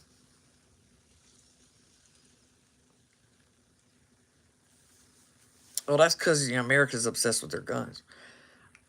One time I got shot is under there. Yeah. The first time that I got to South Florida, when I didn't even, I was barely there a week when that happened. When I saved the guy, and then they brought me into the family and all that. And then afterwards, not just them, but there was down there, there's nothing wrong with you.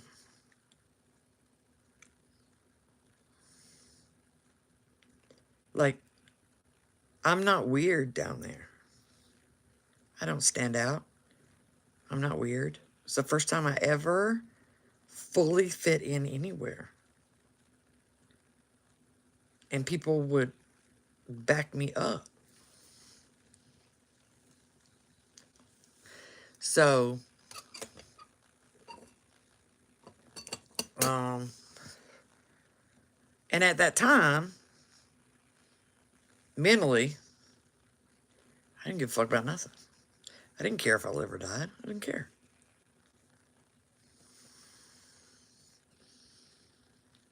Oh no, I don't want to go anywhere near the Middle East at all. Period. Period. I don't want to go into Africa either. No. But yeah, I fell into it. I enjoyed it. I wasn't properly medicated at the time because I was misdiagnosed. Do you think America is still a good place to visit? Yes. Yes. A lot of women don't get out of what?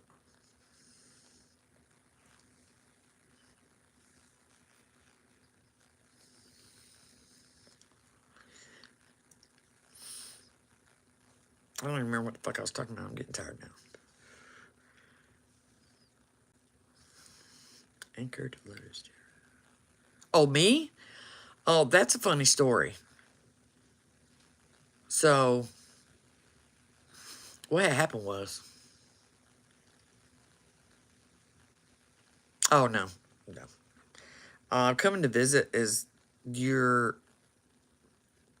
It's a good place to visit. You probably won't encounter any of that stuff. The reason that I got out of that was funny. So, one day I got up and I always had free cocaine, so I never had to pay for any of it. I did about an 8 ball, maybe 2 8 balls a day. So I always had a stack, little lines cut out for myself in the morning. And one morning I got up, sat up, did a line, went to go make my coffee, and I didn't feel anything from my cocaine. And I was like, that's weird. So I went back and I touched my finger and I went like this. It numbed me up. And I was like, well, nobody switched it out. So I did another line. Nothing. And so then I went and knocked on the guys next door, was, one of the people too. And I said, man, can I try your stuff? And he was like, that's weird. Yeah. I was like, all right. So I did another line. Nothing. I still got the physical effects of being very alert, very pumped up. But cocaine is like powdered self-esteem. It's not like any other drug. It's like powdered self-esteem. And that's what wasn't happening. And I was like, I was mad. What? There isn't a replacement, okay? There's no replacement. And I was so confused. And, I think I tried like 3 more people's shit. And it was nothing. And I was like, Jesus, there's something wrong with me if it's not doing. And I sat with that for a couple of days. I talked to the queen bee. And they were like, what are you talking about? And I was like, this is what I did. And then I tried this person's and this person's and that person. Then she cut me one right off of a block. Had some Peruvian pink in it. Pure. Nothing. And I was like,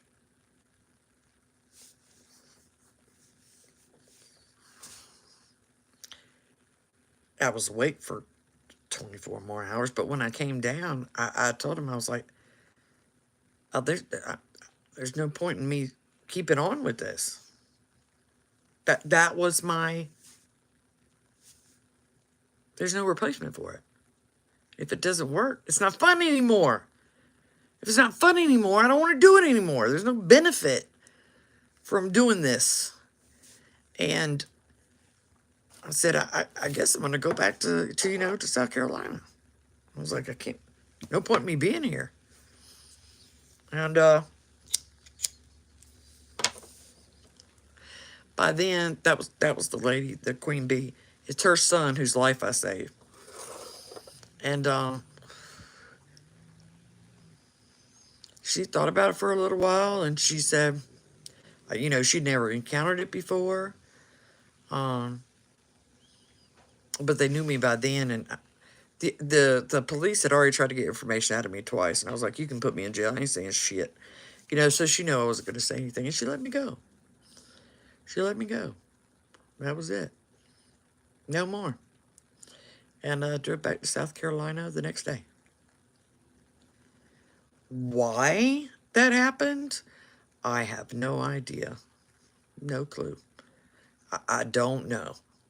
Okay, because it's not like it was like a spiritual thing, and so I suddenly turned my life around. No, my life got really, really worse after I came back up here and wasn't doing any drugs. So it didn't have to do anything with that. So I don't know if it has to do with my brain chemistry. No, it wasn't tolerance. No. Nope. It made no sense whatsoever. Nothing. And so I left.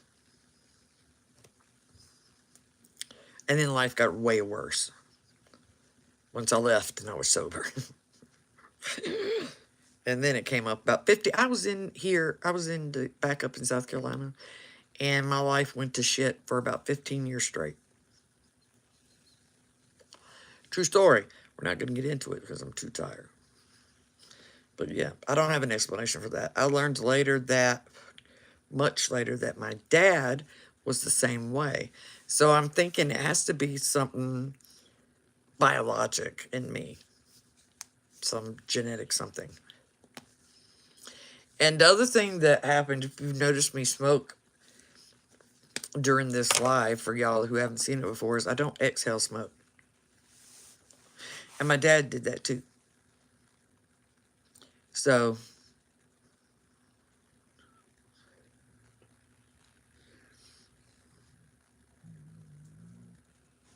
apparently that's what I do, even though I feel it in my lungs.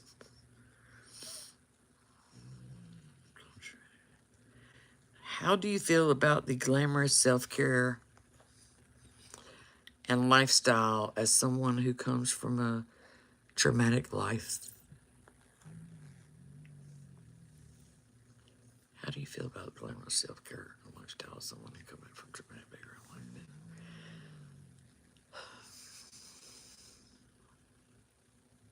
that? I will never understand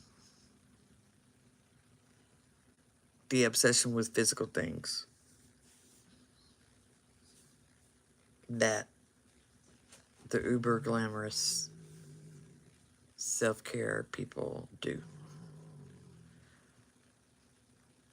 I will never understand that. I can only assume that they're just in this lifetime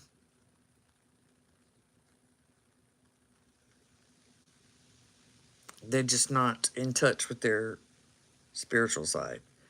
Not because they're faulty or because spiritual people are better,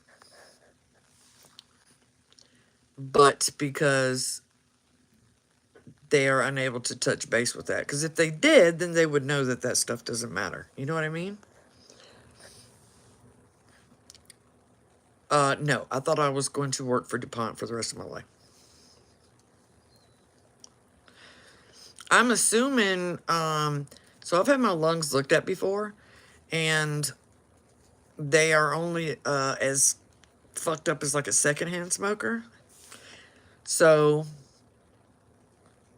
I assume that I swallow it or it's absorbed through my throat tissues. My dad was a chain smoker too, and his lungs only ever looked like a secondhand smoker.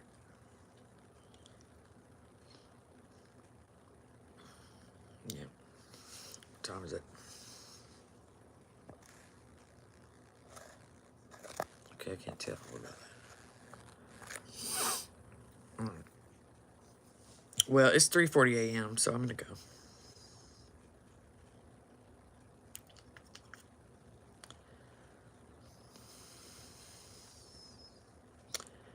Thoughts on increased sentimental veneration in America? It's trendy. Most of the increase is not from Mexican, Central, or South American people. It's trendy.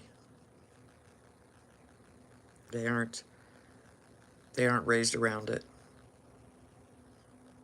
and they don't fully grasp Santa Muerta. From what I've seen, they don't fully comprehend that whole thing. I mean, Santa Muerta has protected over the cartels for I don't know how long. And I don't know if y'all have ever had the misfortune of seeing actual video from a Mexican cartel of what they do to people that don't pay. But she is the unconditional mother. And I think there's a lot of people that think it's trendy. And they use her as like some kind of intimidation tool. And I'm like,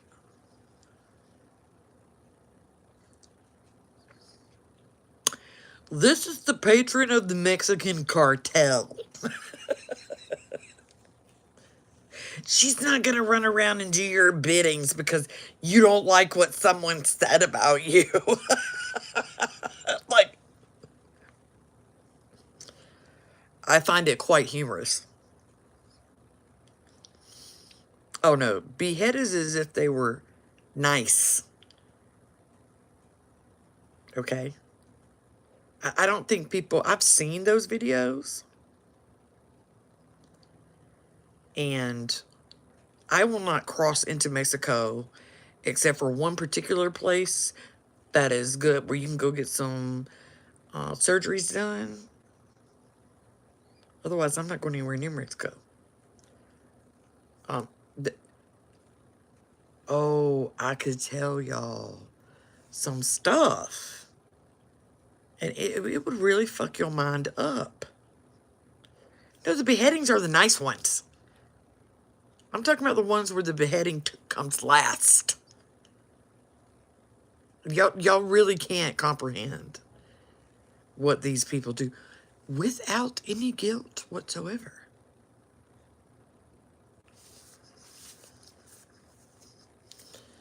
So, I really don't think you want me to tell you that. Unless there's many more of you.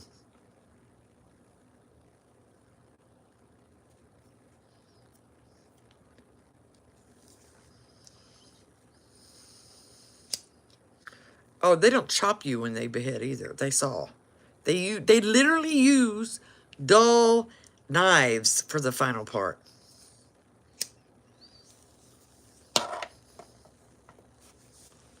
Yeah.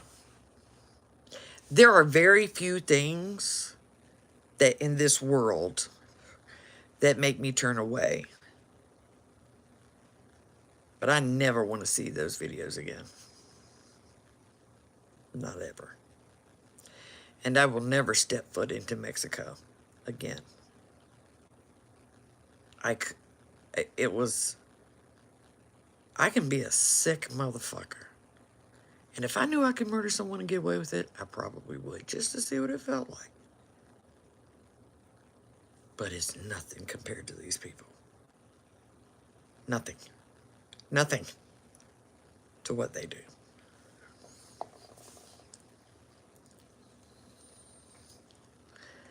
So you want me to tell before I get off of here? How many of y'all want me to tell?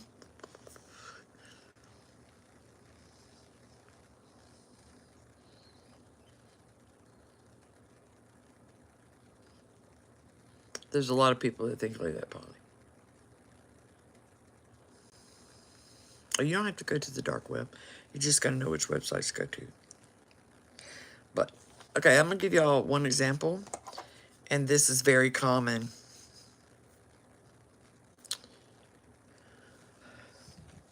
These family members weren't even the ones who got the drugs from the cartel. They couldn't find the person who owed them money for the drugs.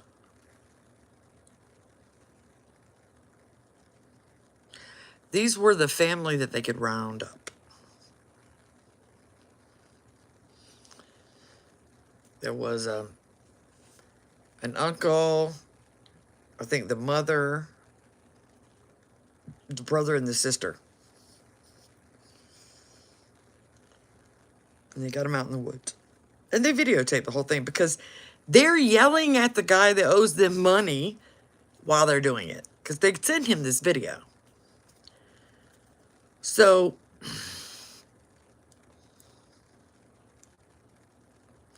well, the first thing is you need to know that if you are cut on your abdomen, your guts will fall out, but you won't bleed and you won't die. Okay, so that's the first thing. And they did this one at a time, so all the other family members could see what was going to happen to them. So that's the first thing they did.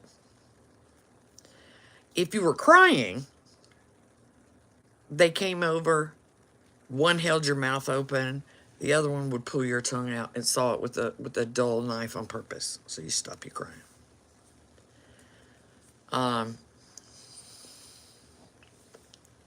And then you know how doll babies are made, right? Doll babies. So they start by cutting you deep enough so that it hurts like a motherfucker on each of your joints, but not enough to hit a major artery. No. They do that. And then they'll poke you some more with knives and machetes. Just poke you. Stab into you. This is the first guy, by the way. And then they'll start cutting your limbs off like a butcher while you're just sitting there, right? So they'll go in to your joint and they'll cut and remove this one. And then they'll cut and let this one just hang. And then they'll go in and they'll cut around your top of your legs. But they cut in and just cut the muscles loose, not your femoral artery. So now you can't do anything. No, they're not offering anything to Santa Muerta. Santa Muerta watches over them. She's the unconditional mother. So then you can't move. All your limbs are disconnected from you. But then they will start cutting your throat, but they will not cut your arteries on purpose. They'll cut around here. And then they'll cut the other arm off. And then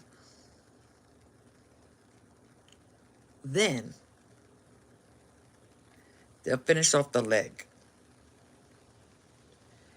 And then they'll hold your head up and they'll put it back down.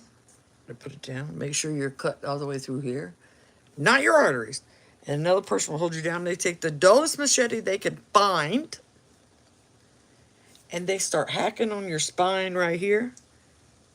And it makes the whole body twitch every time they hit until they finally get through and you're dead.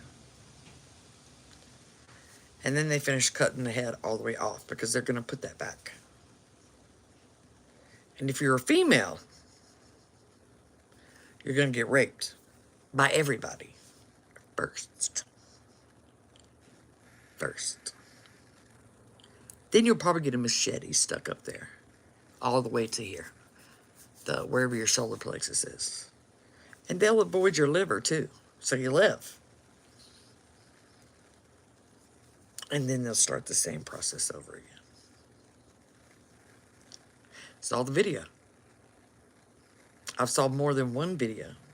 And while they're doing all this, they're telling the person whose family that is, that's happening to them. It's their fault. This is what you did.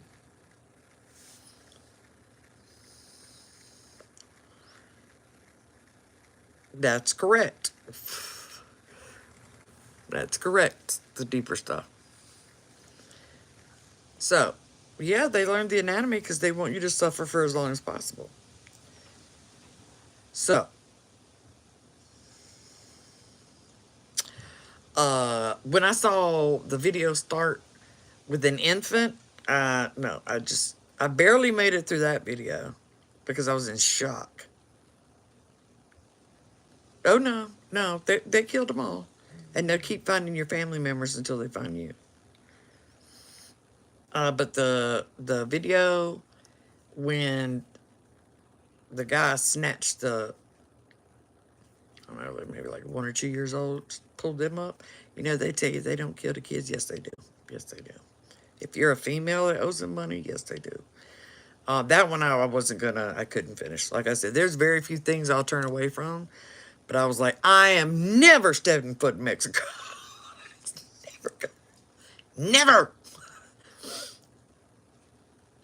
Mm-mm. If I was lived in one of them places, you know, they'll come through the local businesses like the mafia used to, and you got to pay them so your business don't get messed with. Bitch, I'm paying you.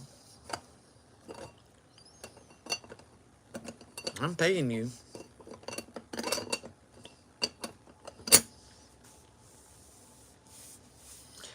Shit. I'd be fleeing. I don't want nothing to do with that. And it's all tangled up with the Mexican government and police too. Alright. Now I'm tired. And I'm going to go to bed now. This will automatically upload. Alright. I couldn't watch that. I'm going to go to bed now. I love you guys. I'm going to go now. Okay. Okay. Love, peace, and chicken grease. Bye-bye.